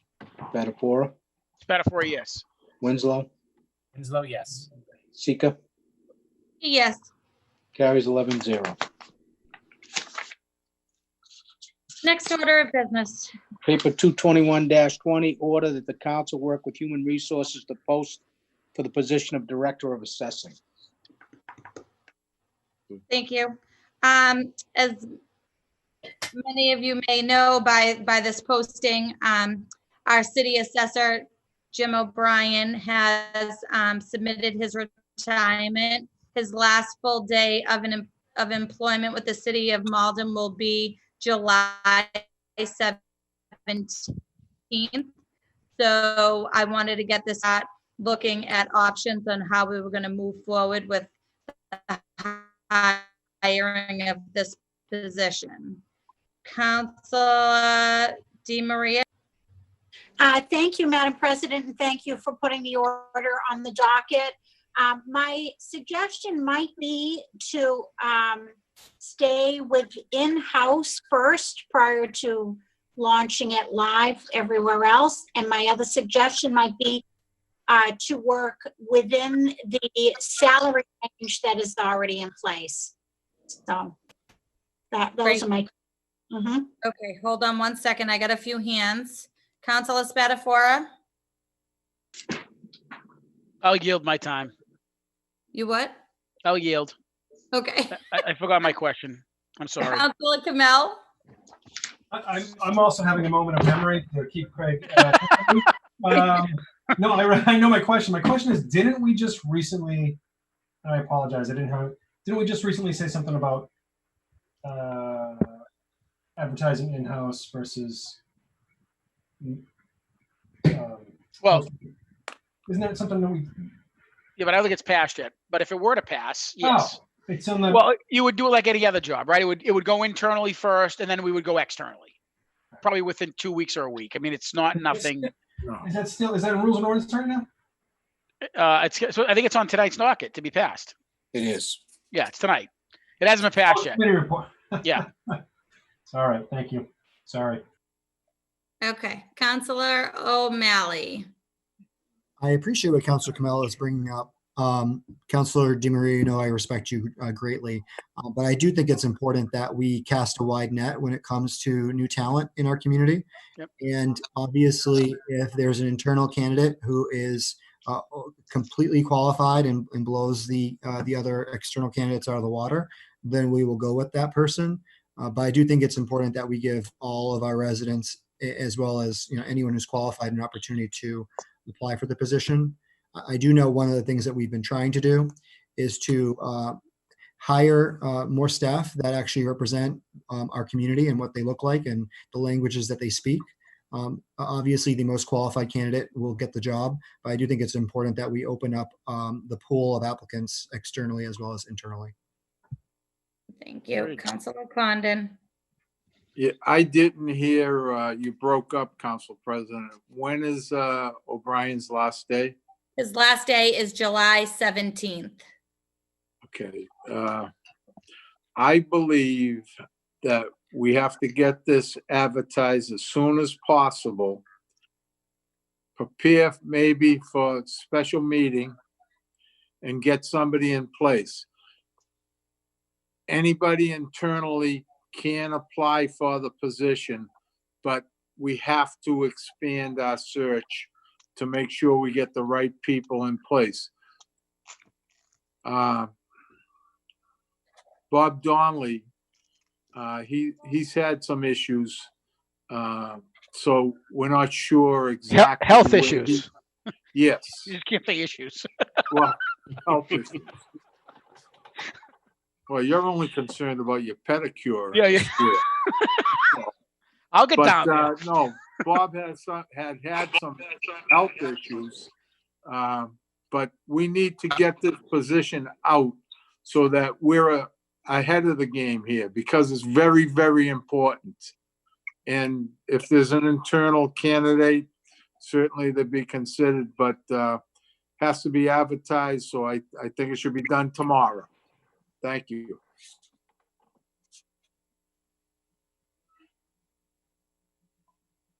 I think Councilor Sika's freezing. Councilor Condon, you are freezing on us. So are you. I'm freezing? You didn't hear anything I said? You were, Councilor Sika. I was too? You were free. Everybody else was moving. Everybody else heard. I think, Oh, did anybody hear me? No, we heard I you. heard you. It was Anybody delightful wanna and hear it's me And it was insightful. elegant, eloquent, elegant. It was amazing, Jaden. You have to go back and look at the replay. I apologize that. I apologize. Everyone else looked like they were moving on my screen, but Councilor Condon was the only one that was not. Okay. Thank you, Councilor Condon.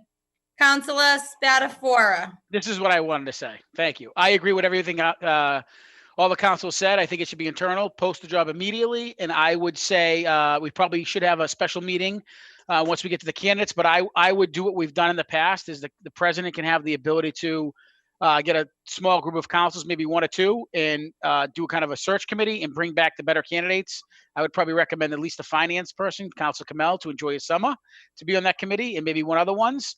And then come back with the top candidates, and then we could vote it. Because I agree with Council Condon and all the other councils. Wide net, as many good candidates as internally and externally, and then we can get this done faster. I think for us to try to do this as a big body over the summer, we're going to waste our time. I think the president and a small group of councilors can get a small number of qualified people, bring it to us, like we've done for every other search.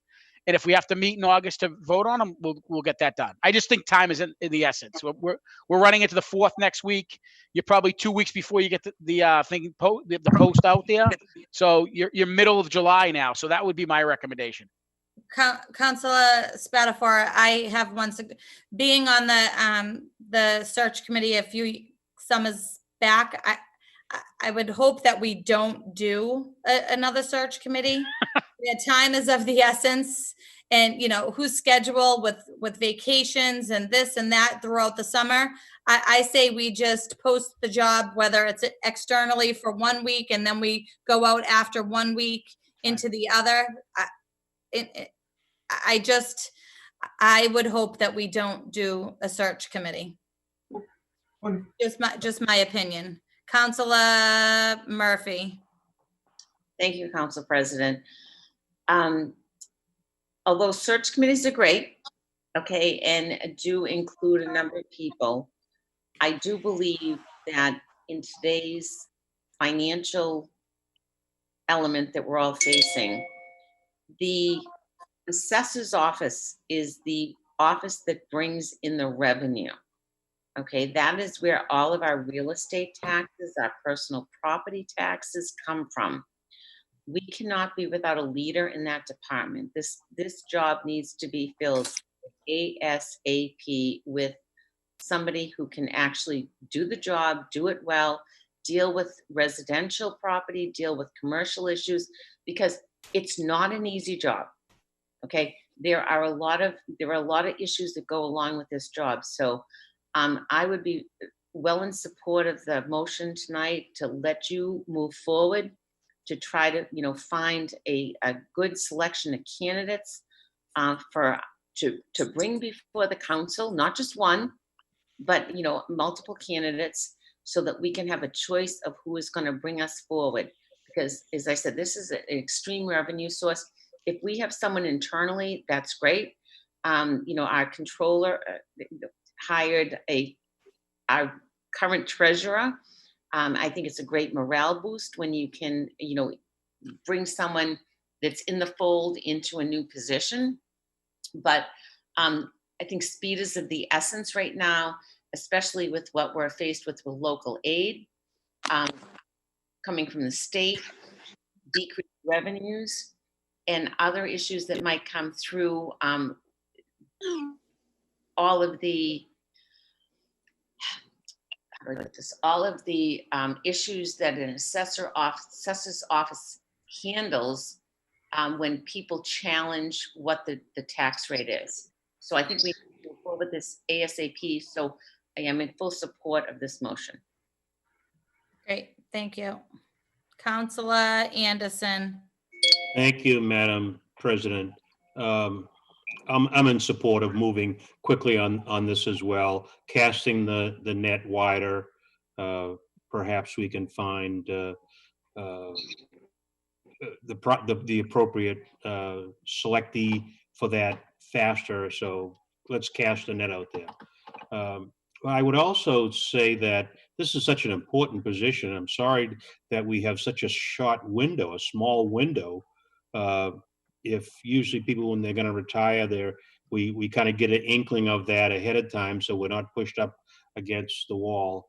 And I wonder if anyone has spoken with the retiring assessor to find out if he's still around. I mean, he may have, I don't know why we might not want to reach out to him to either bring him back in as a consultant if his interest is to retire as of the end of this fiscal year. If he's still around, maybe we can still use him. So we need an assessor in there. We need someone to head up that shop. So I would hope that if it hasn't happened yet, that someone would be talking to Mr. O'Brien to see if we may be able to somehow continue his service. He's done a great job in there as the assessor.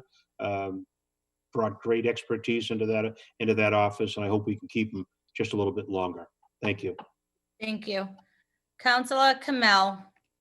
Yeah, hi, sorry, a couple questions. I just want to reiterate, when is Mr. O'Brien retiring? When's the last day? July 17th. 17th. Couple of weeks from now. Right. So when did he give notice? A week ago yesterday. All right. I mean, I understand speeds of the. I do understand the need for speed, but I would very much like to, at least informally, be involved in the process. So, if you could please keep me in the loop, I would like to be involved in the process. I do understand schedules and so on and so forth, but I mean, we've got to balance the need for speed with the need for making the right selection here. So I don't want us to rush through it just for the sake of getting a body in there. Great, thank so you. Respectfully, I would ask to be included in that because it looks like we're not moving towards a committee. So thank you. Thank you. Councillor Anderson, back to your question, I apologize. He was asked to stay and he cannot. Okay. Okay. Councillor Condon.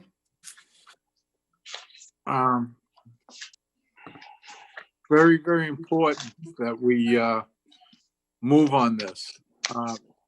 As far as I can remember, there is no one any more knowledgeable of this position than Bob Donnelly. Okay, he's carried that department for years. All right, so any help we can get from Bob as far as our search would, believe me, be a benefit to our community because he's been involved for years. He knows assessors all around the area. He can help us. So we need to reach out to a guy like Bob Donnelly. Thank you, Mr. President. Thank you. Councillor Murphy. I'd like to make a motion that the City Council President work with Human Resources to post the position of Director of Assessing. Do we have a second? Second. A second, yep. Okay. Councillor O'Malley, before we take that vote. I just want to confirm that it's clear that we're going to be posting it internally and externally at the same time. Yes. Thank you. Yes. So on Councillor Murphy's motion, seconded by Councillor Condon, Yes. the clerk will call the roll. Anderson, Anderson, yes. Kamel, Oh, yes. Condon, Yes. Crow, Yes. DeMaria, Yes.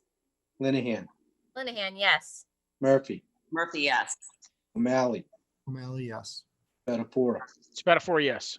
Winslow, Winslow, yes. Sika, Sika, yes. carries 11-0. Next order of business. Paper 222-20, committee report, personnel appointments, paper 73-20, mayoral reappointment, Emily Kibler, 50 Concord Street, Malden, Mass, Apartment 1, as an associate member of the Board of Appeals, said term to commence upon confirmation by the council and to expire on March 1st, 2023. Councillor Crow. Do you want to take these all together? Or do you want? Sounds like a good idea, all together. Okay, paper 223-20, committee report, personnel appointments, paper 165-20.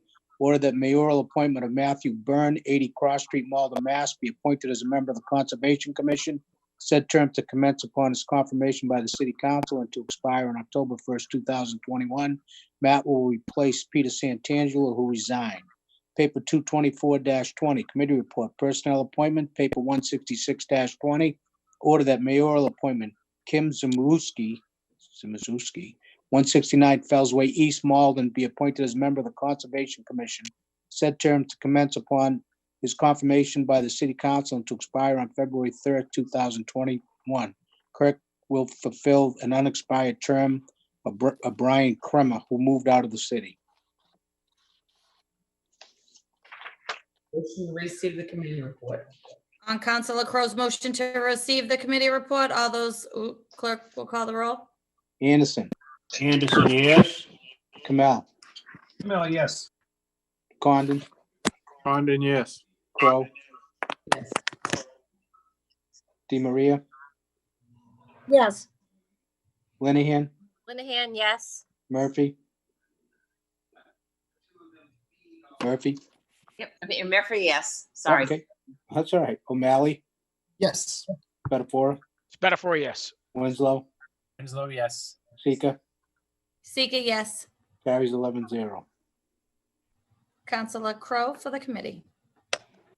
So last week, the Appointments and Personnel Committee met to meet with these three candidates. One, although we've been not necessarily meeting with some of our reappointments, we did meet with Emily Keebler, and it was because I think we had some struggles meeting with her one of the other times. So we wanted to make sure that we checked back in with her and see how things were going. Interesting enough, all three of these are scientists in one way, shape, or form. So they bring different things to different committees. But so Emily Keebler, she is an associate member of the Board of Appeals. So she said she's not had that much opportunity to actually vote on many things, but she seems to be bringing a lot to the table and sort of getting her feet wet into around the Board of Appeals. So we unanimously recommend that we appoint Emily Keebler to the as the associate member on the Board of Appeals. Second.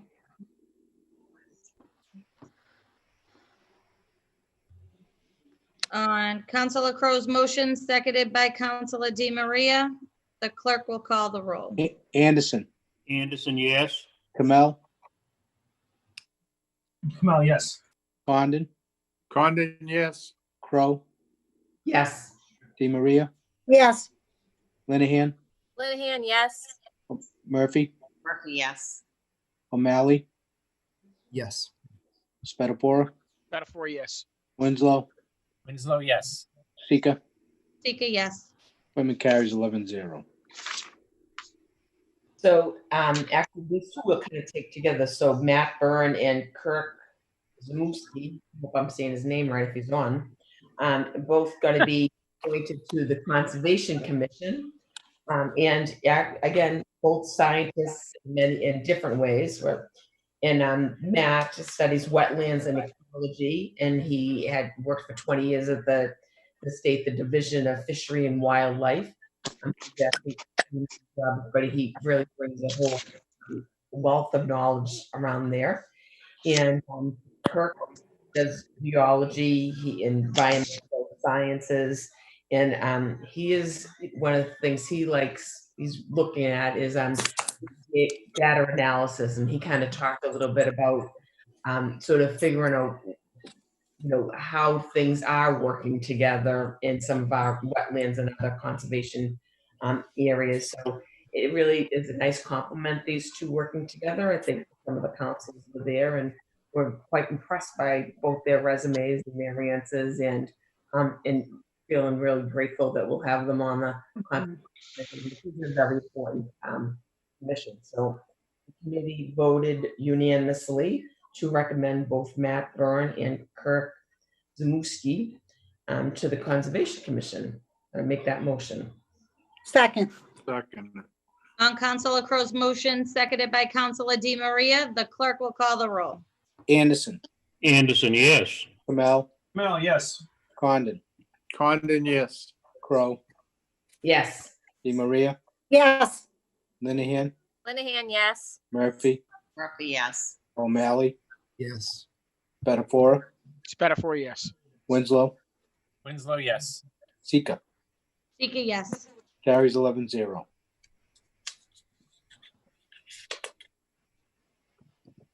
Next order of business. Paper, let's see, 195-20, 195-20, committee report rules and ordinance, paper 131-20, order be it hereby ordained by the Malden City Council that the revised ordinances of 2020 be amended as follows. By striking out section 2.12.160 as it currently exists and inserting in place thereof the following new section 2.12.160. Councilor Spatafora. Yeah, this is, we've been all talking about today, the ordinance that will now require any job to be posted, both internally and externally. Wrong paper. Oh, This is parking. This is the parking. I'm sorry, I jumped ahead. So this is the establishment of the parking department. For those who maybe don't recall, this was something we were going to hold off to as a body with the charter change. We don't know when that time will happen now with the pandemic. So Mr. Hogan, who runs that department, asked me to put this paper forward. This will formally establish the parking department as a separate entity. There are no additional jobs. There's no additional people being hired. There's no impact to the payroll. This is already happening. And for those who've watched this before, certainly understand you need an ordinance to create a job, and a job has to have an ordinance. So this is what we're doing, is matching them up and making it a more formal department rather than waiting to the charter. Great, thank you. Really fast, I forgot to make a motion. You forgot to receive the committee report. That's what okay. Sorry. On Councilor Spatafora's motion to receive the committee report, all those in, clerk will call the roll. Anderson, Anderson, yes. Kamel, Mel, yes. Condon, Condon, yes. Crow, Yes. Di Maria, Yes. Linehan, Linehan, yes. Murphy, Murphy, yes. O'Malley, Yes. Spatafora, Spatafora, yes. Winslow, Winslow, yes. Sika. Sika, yes. Thank you. 11-0. Councilor Spatafora for the committee. Sorry about that. Yeah, I'm not going to repeat myself. I think everybody knows what the paper is regarding the parking department. Respectfully ask your support for this paper. Thank you, Madam President. Second. On Councilor Spatafora's motion to enroll this paper. Ordain. We're going to ordain it.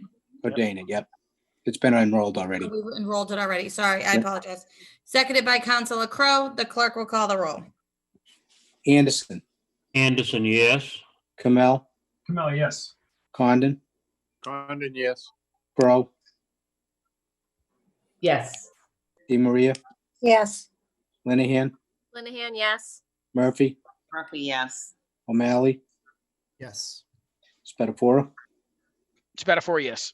Winslow, Winslow, yes. Sika. Sika, yes. Papers ordained 11-0. Great. Next order of business. Paper 225-20, committee report rules and ordinances, paper number 135-20, order regardless of the funding source, the city of Malden shall advertise all jobs internally and externally.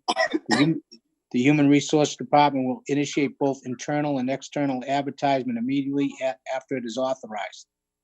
If the situation so requires, HR will post positions on the city's online application site and on the HR department posting board.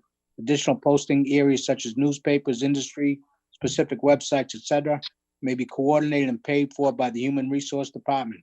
Individuals who wish to be considered for advertised positions are required to complete an online city application form.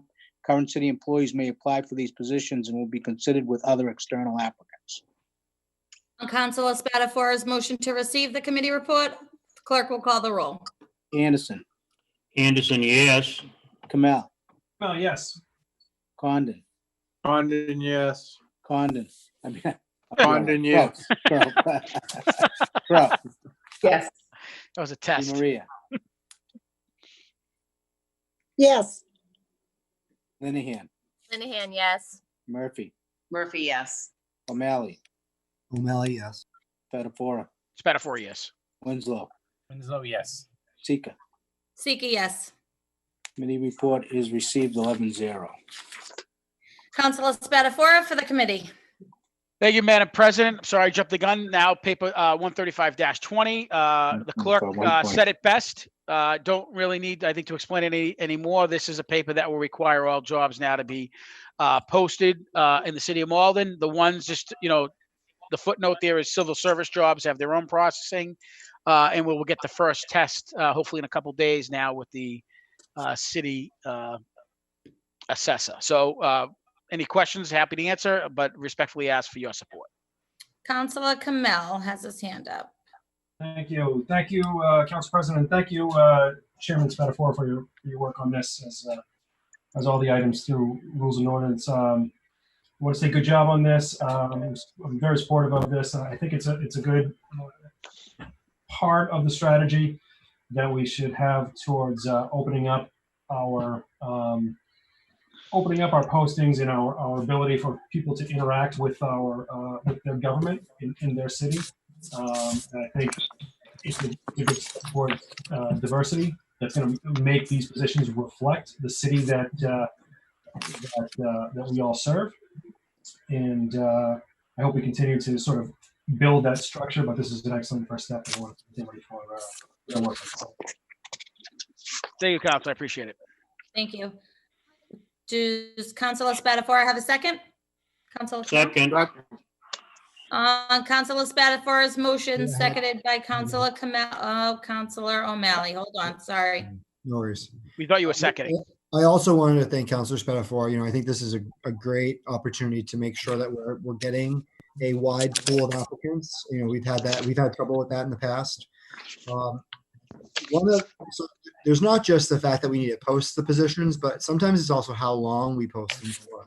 I know sometimes postings can be open for a very short amount of time, sometimes the minimum amount of days. And unfortunately, in those circumstances, sometimes just people who know where to check end up getting the opportunity to respond to those postings. Would the council be interested in making a requirement that postings are open for at least 2 weeks or something like that? I feel like anything less than 2 weeks is kind of a chance that you would see it or you were told about it. And self-selection is a challenge that we face. And so I'm hoping that maybe we could come to an agreement to allow postings to be open for a minimum of 2 weeks. But I'm open to discussion. Yeah, as the sponsor, I have no concerns with the minimum duration you want to keep it up for. It's whatever number this council decides, it's fine with me. Okay, Councilor Murphy.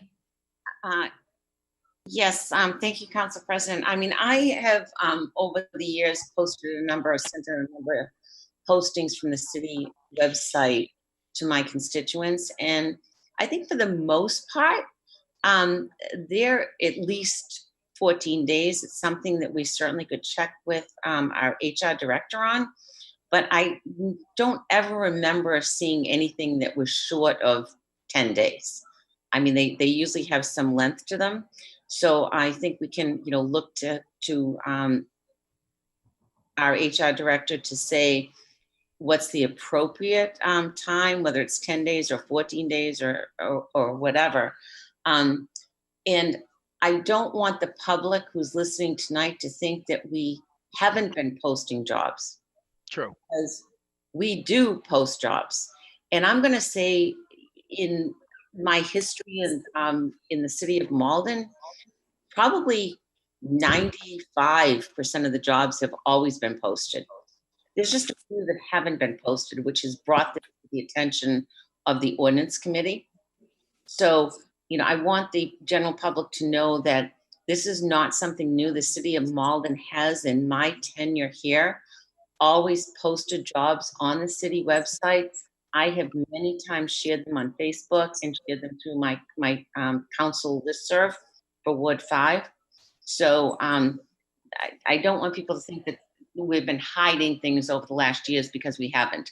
There's just been a few jobs that have not been posted, have not been public, which has brought the ordinance committee to this point of making sure that this is an ordinance in the city that no one can go around posting jobs. So that's all I want to say on that subject.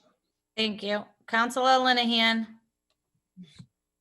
Thank you, Madam President. I wanted to ask a similar question to Councillor O'Malley, and thank you, Councillor Murphy, for clarifying that. I was wondering about the time frame.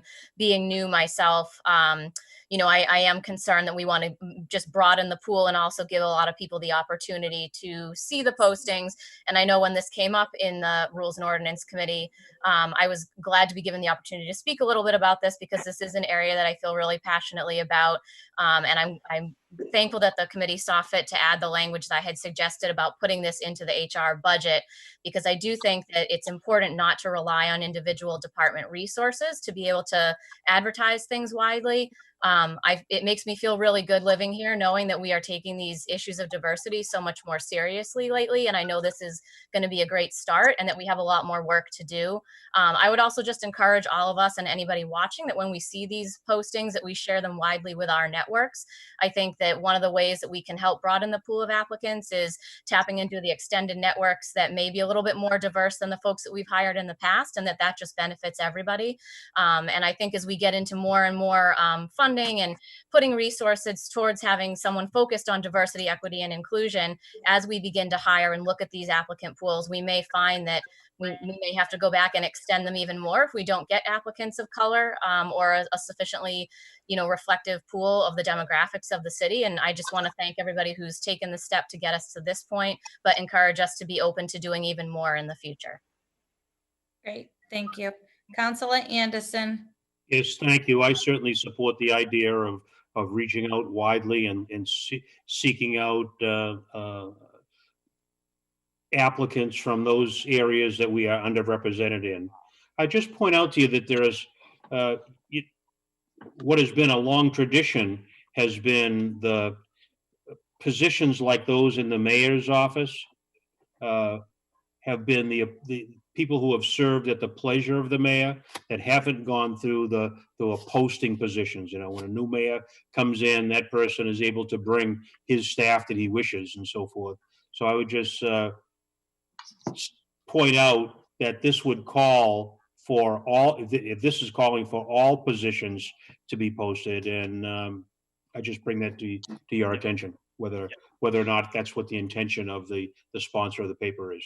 But the idea of posting it for positions within our government should be open as is being described.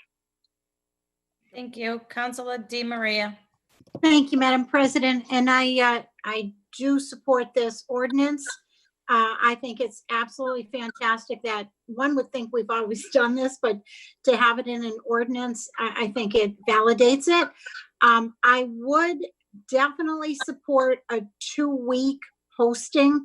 I think continuity with all postings is very important. And I might suggest to the sponsor to add the amendment after the sentence where it says HR department posting board with a minimum of 2 weeks, like some sort of language in there that specifies that 2 weeks. Because I mean, in most cases, employees are giving us a 2-week notice. So that gives us that range of time to get our work done. So that would be my suggestion, and, you know, as an amendment to the ordinance. Thank you. Councillor O'Malley. Thank you, Madam President. Yeah, I was just going to formally move to amend that we insert in the first sentence, at the end of the first sentence, for a minimum of 2 weeks. So it would read, regardless of the funding source, the City of Malden shall advertise all jobs internally and externally for a minimum of 2 weeks. Second that. I would second it. Me too. And, Okay, hold on. I still have a few hands up. and I was just, Councilor Kamel. oh, I was just going to, sorry. Oh, go ahead, Councilor O'Malley. And I just wanted to clarify, do we need to define jobs? For instance, I think in committee, we had said that this would apply to, everything, whether it's seasonal or temporary or X, Y, and Z, but also boards and commissions, I'm assuming we also wanted that to apply to? Yeah, I mean, we do that now technically, but yeah, we would put it in there for as well. I mean, we advertise those now. I don't think there's any that we don't. And if we don't, yeah, I would include them. So, I mean, do we want to add language so it's clear? It's fine with me. I mean, For all paid positions? some boards are not paid though. Just point of order, clarification. Is this the right? Is there any issue with the They think it's funny too. spot? Is it in the right place in the ordinance to also apply to boards and commissions, or is it a separate section that might be money? And I don't know the answer to that. I think it's also just generic saying all jobs. I mean, because to Council O'Malley's point, some boards and commissions don't get paid. I would defer to the clerk and the solicitor on this one.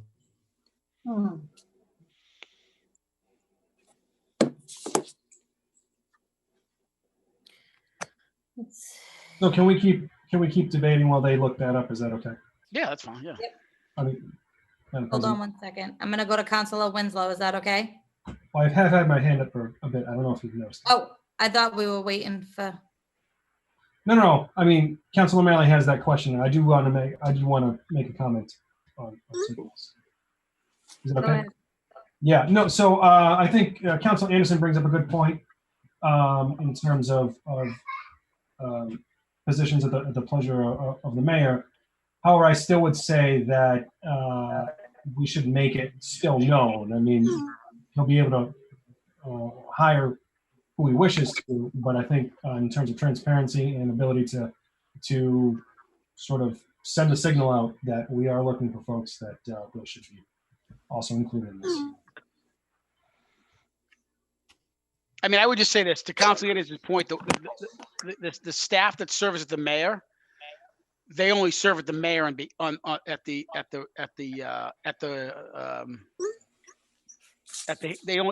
serve at the mayor's hand. If the mayor decides to move on or hire somebody else, there's no appointment process.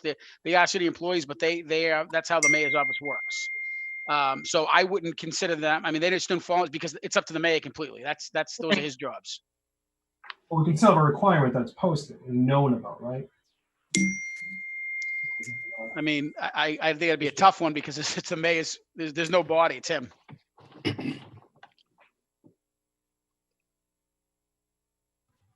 Yeah, I'm sticking my hand up there. Are you good, Councilor Kamel? Yeah, I mean, I just wanted to vocalize that intent. I think it should all be out in the open, and then we can make the choice to whoever wishes to hire. Councilor Winslow.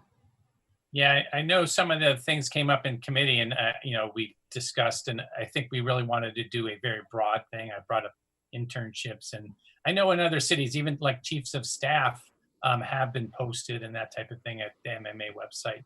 One thing I just want to clarify is, I mean, right now, we've even in our own process, reappointments, we did not advertise those to boards and commissions. So I think we want to say job openings, not just jobs, because it's not clear to me whether just getting reappointed is a job or not. So we might want to at least clarify that to say these are job openings, not just reappointments. So some clarity there of just we're not saying every job that comes up. It's just really open jobs, right? I mean, isn't that what the intent here? So I know like in our own procedures, we're not requiring re-advertising for reappointments to boards and commissions. So that's correct. Yeah, that's the intent. Open positions, Councilor. Yeah. Councilor Spatafora, do you have your hand up? I'm not supposed to, but I'll take it down. Okay. Anybody else have any? Councilor O'Malley? I just wanted to apologize to everyone that I should have done this in ordinance. I didn't think of it until it came up on the floor. So I apologize for doing this on the floor. I just want to make sure we capture everything we want to capture, but I think it's pretty clear. We want it to apply to all positions, paid, unpaid, boards and commissions, etc. I think the legislative intent is clear. So we're probably safe passing it with the amendment that I added with the 2 weeks. Right. Are we going with your amendment, Councilor O'Malley, or Councilor DeMaria's? I seconded that. Okay. All right. On Councilor O'Malley's motion to amend, hold on. Councilor Condon, do you have your hand up? No. Councilor Murphy, do you have your hand up? I do. I just want, I'm sorry, I just want to make sure that I understand where we're going in. So this is for open positions, and open positions as we're defining them, they are not currently filled by someone who is up for reappointment. Is that correct? Right. Correct. Okay, thank you. Thank you. Clerk will call the roll. We're voting on the amendment. We're voting on the amendment. Would you state the amendment, please? The amendment is, Councilor O'Malley, do you want to? Yeah, I can state it. I can state it. One moment. That we insert at the end of the last sentence, no, the end of the first sentence, regardless of the funding source, the city of Malden shall advertise all jobs internally and externally for a minimum of 2 weeks. So we're inserting for a minimum of 2 weeks. So should we be saying advertise all open jobs while we're going to amend, don't you want to put open in there so that clarifies that? I'm okay with doing that. Yes, why don't you? Okay, so the amendment would be regardless of the funding source, the city of Malden shall advertise all open jobs or all job openings internally and externally for a minimum of 2 weeks. Yes. Seconded by Councilor DeMaria. The clerk will call the roll.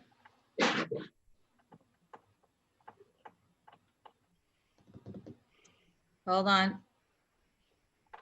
You're muted.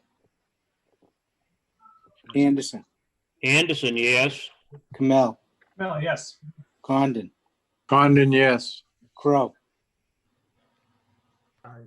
Crow, yes. DeMaria, DeMaria, yes. Linehan, Linehan, yes. Murphy. Murphy, Murphy just wants to make sure that that open means there's no one in that position. I just want to I said this before. I just want to make sure that we all agree that because someone is up for reappointment, that does not mean it's an open position. No, correct. Correct. Okay, then yes, I am yes. O'Malley. O'Malley, Sorry, yes. Spatafora, Spatafora, yes. Winslow, Winslow, yes. Sika, Yes. carries 11-0. I apologize. They were using my ice maker. I had to mute myself. Motion Okay. to roll. So Councilor Spatafora's motion to approve as amended, Enroll. Enroll as amended. The rule is amended. enroll as amended, seconded by Second. Condon, Councilor O'Malley. The clerk will call the roll. Anderson, Anderson, yes. Kamel, Mel, yes. Condon, Condon, yes. Crow, Yes. DeMaria, DeMaria, Linehan, yes. And yes. Murphy, Murphy, yes. O'Malley, O'Malley, yes. Spatafora, Spatafora, yes. Winslow, Winslow, yes. Sika, Sika, yes. carries 11-0. Councilor Spatafor, are we looking to ordain this evening, or are we waiting till September? Well, if you didn't ordain it tonight, the city assessor will not have to be posted. Tonight. So you want to make a motion? I'll leave it to this body. Whatever the body wants to do, I have no problem doing it. Suspend. Ordain. Yeah, we have to suspend. You're right. Suspend rules for the purpose of ordaining. Yep, so Councilor Second. Spatafor's motion to suspend council rules, seconded by Councilor Condon. The clerk will call the roll. Anderson, Anderson, yes. Kamel, Kamel, yes. Condon, Condon, yes. Crow, Yes. Di Maria, Yes. Linehan, Linehan, yes. Murphy, Murphy, yes. O'Malley, O'Malley, yes. Spatafora, Spatafor, yes. Winslow, Winslow, yes. Seeker, Speaker, yes. carries 11-0. On Councilor Spatafor's motion to ordain, seconded by Condon. Councilor Condon. The clerk will call the roll. Okay, Anderson, Anderson, yes. Kamel, Kamel, yes. Condon, Condon, yes. Crow, Yes. Di Maria, Yes. Linehan, Linehan, yes. Murphy, Murphy, yes. O'Malley, O'Malley, yes. Spatafora, Spatafor, yes. Winslow, Winslow, yes. Seeker, Speaker, yes. carries 11-0. The matter is ordained. Next order of business, Councilor Crowe, you have your hand up. I do, because I would, before we close out, I'd make a motion to suspend docket rules for the Second it. receiving a committee report from personnel and appointments. Second. Councilor Crowe's motion to suspend docket rules. Did I hear a second? Condon. Councilor, seconded by Councilor Condon. The clerk will call the roll. Anderson, Anderson, yes. Kamel, Kamel, yes. Condon, Condon, yes. Crow, Yes. Di Maria, Yes. Linehan, Linehan, yes. Murphy, Murphy, yes. O'Malley, No. Spatafora, Spatafor, yes. Winslow, Winslow, yes. Seeker, Speaker, yes. carries 10-1. Motion to receive the committee report. I make a motion to receive the committee. Councilor Crowe's motion to receive the committee report. Seconded by Councilor Condon. Yes. The clerk will call the roll. Anderson, Anderson, yes. Kamel, Kamel, yes. Condon, Condon, yes. Crow, Yes. Di Maria, Yes. Linehan, Linehan, yes. Murphy, Murphy, yes. O'Malley, Yes. Spatafora,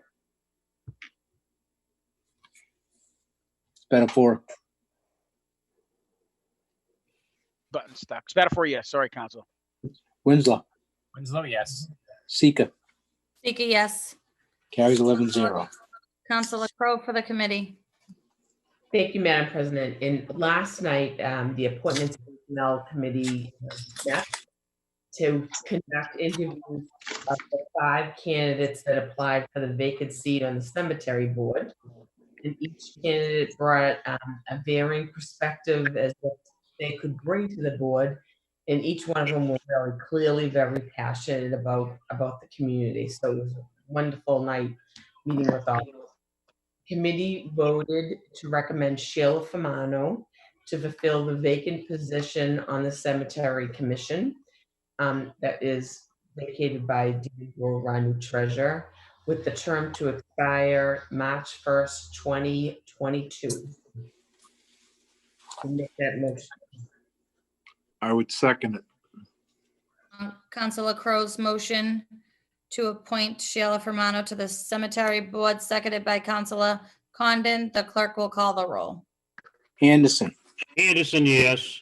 Kamel, Kamel, yes. Condon, Yes. Crow, Yes. Di Maria, Yes. Linehan, Linehan, yes. Murphy, Murphy, yes. O'Malley, Yes. Spatafora.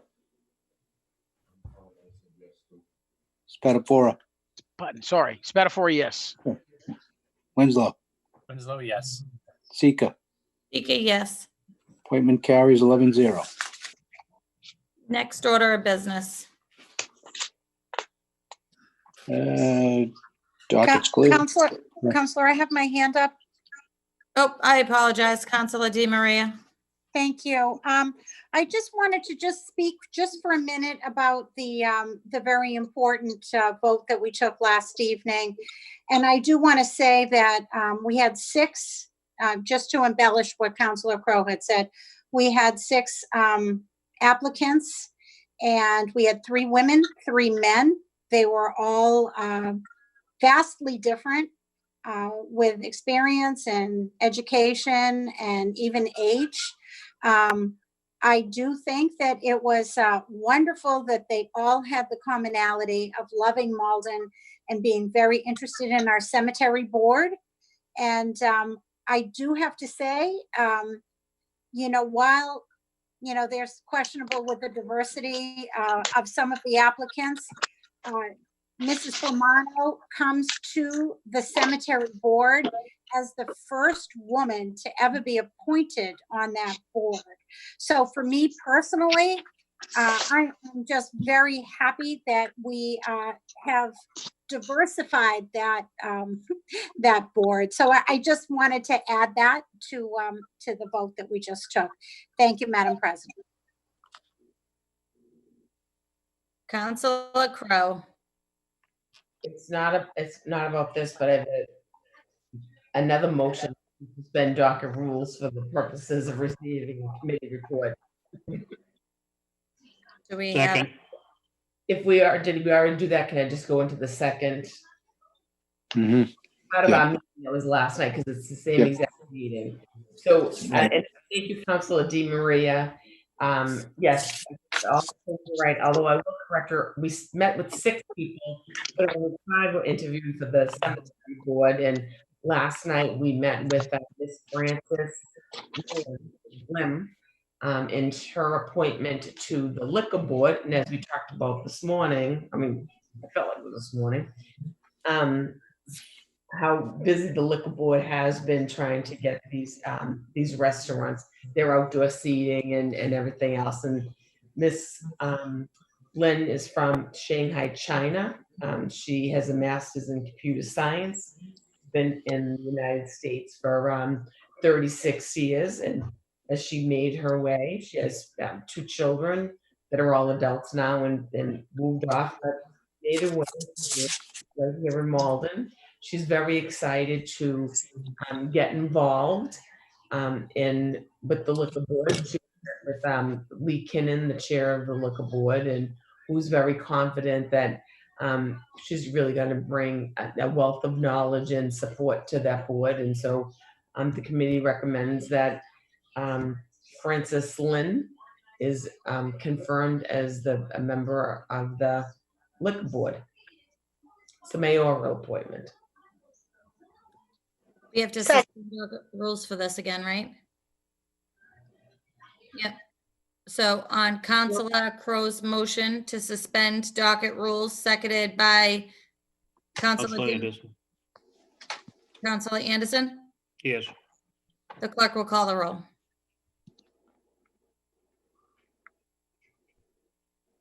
Oh. Anderson. Anderson, yes. Kamel. No, yes. Condon. Condon. Crow. Thumbs up. Condon, yes. Crow. Yes. Condon, yes. Di Maria, gotcha. Yes. Di Maria. Di Maria. Yes. Linehan. Linehan, yes. Murphy. Murphy, yes. O'Malley. Yes. Spatafora. Spatafora, yes. Winslow. Winslow, yes. Sika. Sika, yes. And on Councilor Crowe's motion, seconded by Councilor Di Maria, to appoint Mrs. Lynn, the Clerk will call the roll. Anderson, Yes. Kamel, Kamel, yes. Condon, Condon, yes. Crow, Yes. Di Maria, Yes. Linehan, Linehan, yes. Murphy, Murphy, yes.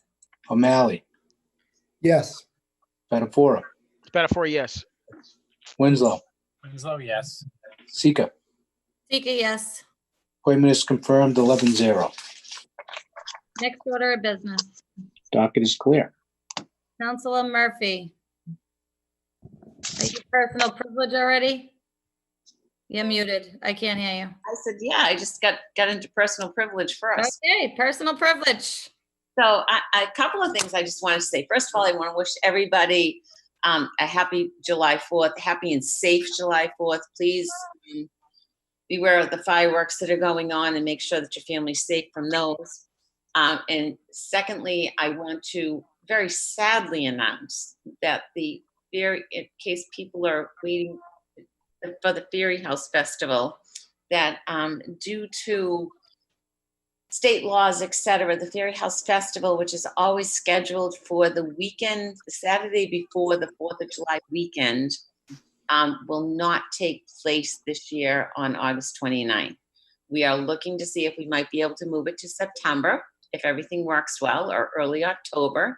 But I do hope everybody does continue to sprinkle a little bit of fairy dust in our world as we move forward, because we certainly do need it.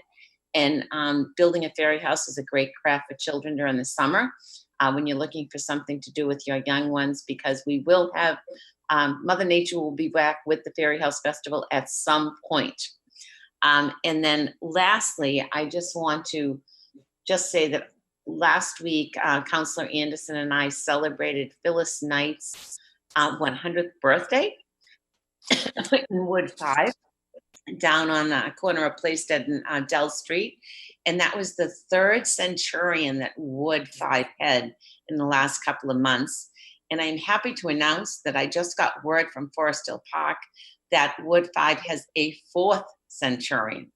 So if you want to live a long and healthy life, I would suggest you come to Wood 5.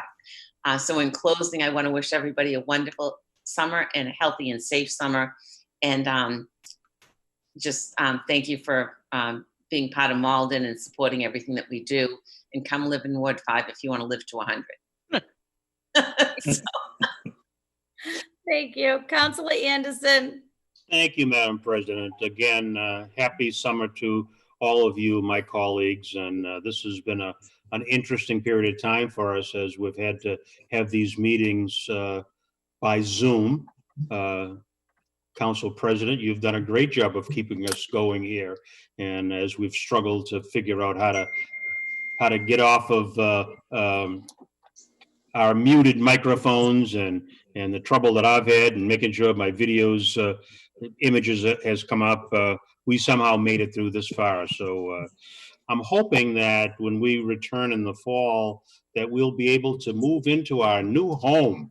For those of you who don't know, the City Hall, the new City Hall, is already beginning to be occupied. The folks who are down on, what do they call it, City Hall 1, down on Lower Pleasant Street, the mayor's office and others have already begun to move into these beautiful facilities in the new City Hall as we've opened up Pleasant Street, moving in both directions. So wouldn't it be nice if we could begin in the fall being in our new facilities with all of its modernness and ease of access and so forth. So wish you all that. I'm sorry that we're not able to do a 4th of July. This is usually the busiest time of the year for us ward councilors who are trying to, after we've had to go out and raise money and get our volunteers together and do all the planning. This would have been the first year for Councilor Linehan to be able to do the 4th of July. It's right, you've missed it. And I've always enjoyed the opportunity to bring the neighborhood, bring the community together at our 4th of Julys. But so maybe like the Red Sox, maybe next year, huh? The last thing I want to comment about is that about our meeting last night of the personal appointments meeting. We had 5 qualified candidates that applied for the cemetery position. And probably all of them could have done the job. But our awesome responsibility as a council is to try to pick the best person for the job and the best person that's going to fit into that job. And so we then selected Sheila Fermano as that person that we thought was the best person for that job, and the full council supported that this evening. There has been pushback where we've been hearing that people have thought we may have missed an opportunity to add diversity to our hires in the city of Malden. And I would just say that we don't want to hire a person or select that person just because they fall into a category of being a minority or underrepresented person. That is a consideration, and we're going to keep working on that so that we all are committed to working and having a more diverse city government in Malden. But we selected the person that we're some of us are being criticized for not selecting was certainly a well-qualified person that I'm hoping we're going to be able to find another opportunity for her to be able to find an appointment or jobs here in city government. So councilors, let's keep on doing the right thing by finding good candidates from a diverse pool, by being able to select them when they're the best person for the job. And those that don't get selected for these earlier jobs, let's make sure that we look and find where we are able to fit them into our government. So with that, I say happy summer to all of you, my colleagues, and look forward to seeing you in the fall. Thank you. Thank you. Councillor Winslow. Yeah, I want to give a shout out to Bobby Knox and the DPW for coming over to Trafton Park last week and really clearing out. There were issues at the dog park of a lot of overbrush and trash, and they did a fantastic job of clearing that out and addressing a lot of the concerns of the dog owners. And that it's great to see the dog owners have shifted back to the dog park. So that's a credit to them. The other great news about Trafton Park is that the package for the Community Preservation Act is out to bid, and we hope that sometime over the summer that work will begin, and by July 4th, 2021, we will have a lot of new improvements to Trafton Park, thanks to Councillor Kamel and myself. And finally, just want to wish everybody a happy 4th of July and a nice summer. And if you are out and about doing a walk or a bike ride on the 4th, wear some colors out there. Let's be out there, put up a flag or put some bunting or do something to your front yard or whatever, just to show some colors. And if we can't all be together in one of our parks, maybe we can just spruce up our streets and that type of thing as we do that, even your car or whatever. Just get out there, enjoy Malden, socially distance, and show some Malden and patriotic spirit. Thanks. Thanks, Councillor Condon. Thank you, Madam President. I'd be remiss if I didn't bring up Jim O'Brien and thank him for his years of service and the job he did as our assessor. And I wish Jim good health and a happy retirement. Here. July 4th, unfortunately, it is canceled. But in 2021, I talked with my counterpart, Peg Crow. We're going to come back bigger and better. Shout out to our Ward 1 and Ward 2 committees that work so well together. And we thank you for your commitment for so many years. And I know Peg's going to be stronger next year.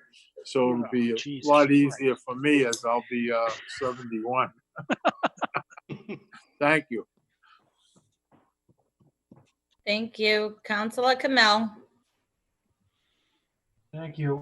Thank you, Councillor Winslow, for mentioning several great items going on at Trafton Park, and I want to echo the thanks to DPW for all of that. I also want to thank the whole council here for sort of really pioneering something that's been really different for all of us. Like we didn't agree on everything this year. It wasn't all sunshine and lollipops, but we got through it, and I want to thank everybody for sort of doing what they thought was right. And I know we're all going to look back on this time as fast. Some of us seems to have gone by fast, some of us slow, but it's going to be a period of time that goes down in history, and that we'll all remember in a variety of different ways. So it's been a incredible and an amazing sort of time, and thanks to my fellow councilors here for sharing with us. Okay. Thank you. Councillor O'Malley. Thank you, Madam President. And actually, I want to thank you, Councillor Sika, Council President Sika. I mean, I know this was very tough at the beginning to get it all settled, and I know that we were talking pretty regularly about, should we cancel meetings? I remember talking back that week in March when we started hearing that the schools were going to get closed, and we were like, this has never happened before. This is not normal. And I do appreciate you getting through that tough period and helping us get through all of this and setting up these meetings. So thank you, Council President. I really appreciate it. Some other things that we've accomplished since going online. We talked about the CPC programs and projects, and I am happy to announce that the Spot Pond Brook Greenway up by Oak Grove has been built. There are some final punch list items that need to be completed because of the rain, specifically the paving, but it is primarily complete. So definitely go check that out in the next few days, and you're going to see the first segment of the Spot Pond Brook Greenway in Malden, which hopefully will connect down to the Northern Strand Trail in the Malden River. Another CPA or CPC project that is of particular interest to the residents of wards 4, 5, and 3 primarily is the reopening and the restoration of the Oak Grove Community Building.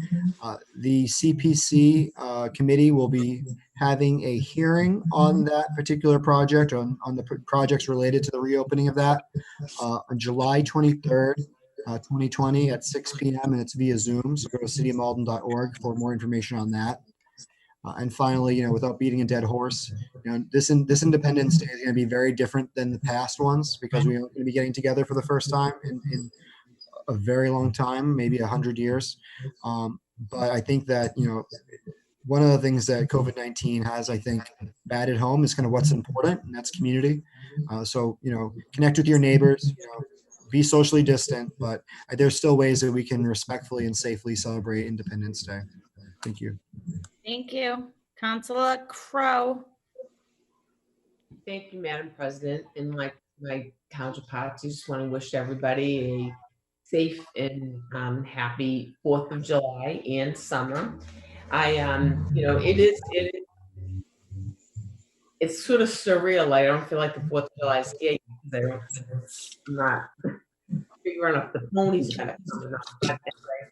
So it's quite a little different feeling. However, I just do really want to encourage people to be safe. That now that things are opening up, it's good doing this because it's the right thing to do and not gathering in large groups. People are going to have parties and we're all going to be at the beach, but really to be as safe as you possibly can. We don't want to turn this thing around and get shut back down again like we see results. Someone said, about the fireworks.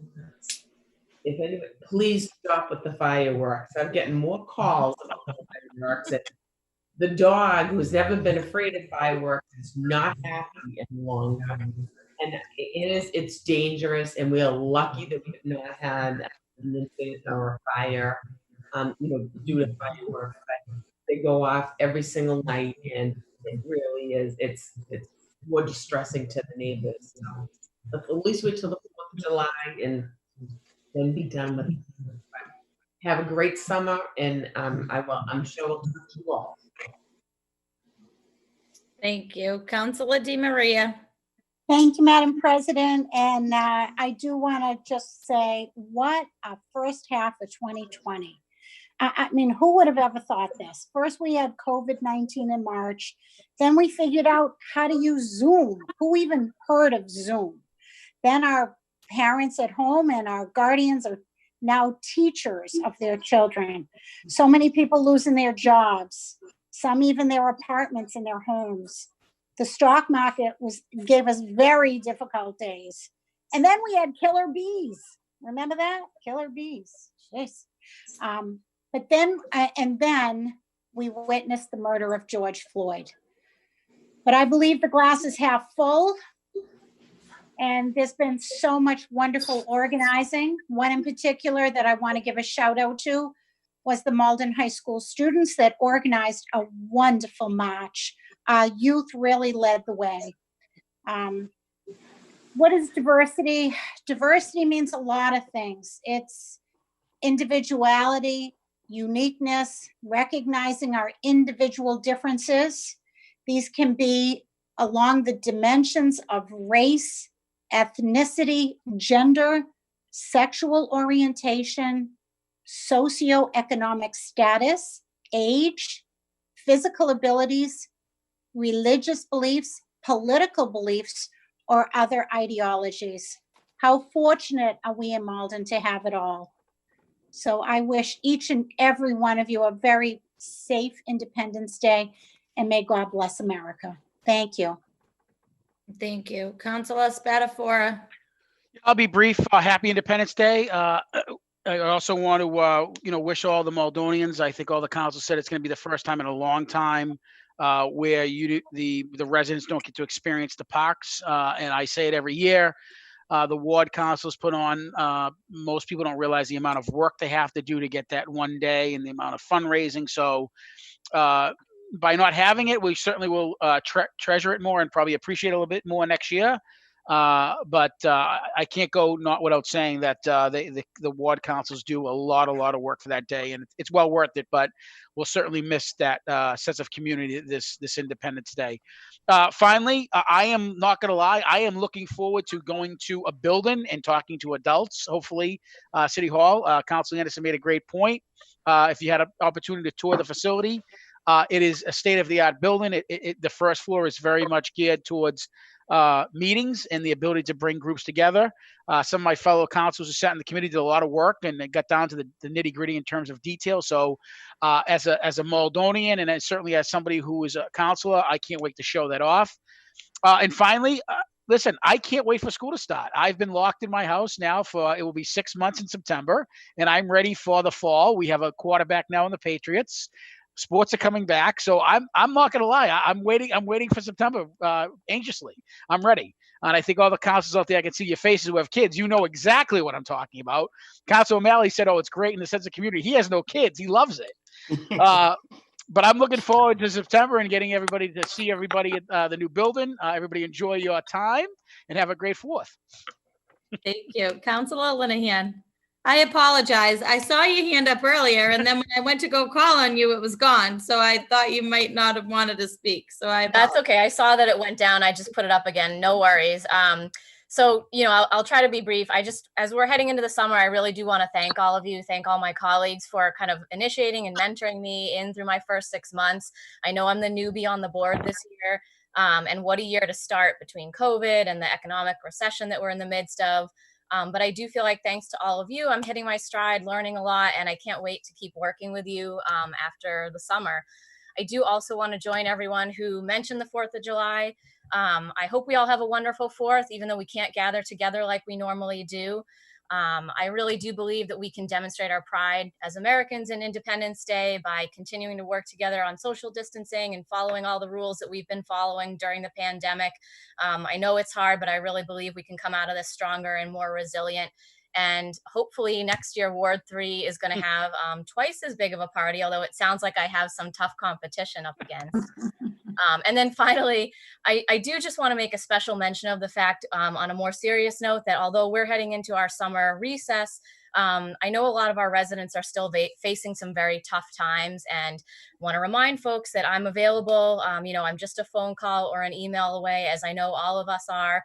If you're listening and you're finding yourself over the next few months facing financial difficulty, food insecurity, or eviction, there are resources to help you, and all of us would be happy to help connect you to them. I know there was legislation filed in the State House just this week that could extend the eviction moratorium and get more money in the hands of renters and small landlords. But I'll speak for myself in saying that even with that and the local money that we put up to help renters and landlords and our small businesses, I remain very concerned about what I think could be a wave of displacement later this year.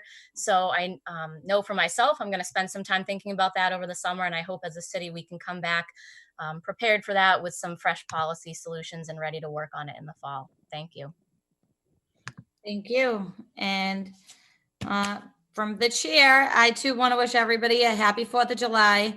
I want to thank Ryan for, acknowledging the struggles of these Zoom calls, but it really wouldn't have been made possible without Ron Cochran. He was a huge part in setting us all up on the Zoom calls and trying to figure out how we weren't going to get Zoom bombed like other communities were getting in the weeks before we actually started these Zoom calls. So I just wanted to give a little shout out to Ron Cochran, because he really is the man behind the curtain in this particular, he's still on here now, and he really is. He was amazing in orchestrating all of this to get us to be able to meet via Zoom. So I just wanted to tell Ron, thank you so much. We appreciate it. You have the next 2 months off, hopefully, that you can enjoy your family. I know this is a lot. You're welcome. So thank you. I think Councillor Crowe said it doesn't even feel like the 4th of July, and I feel the same way.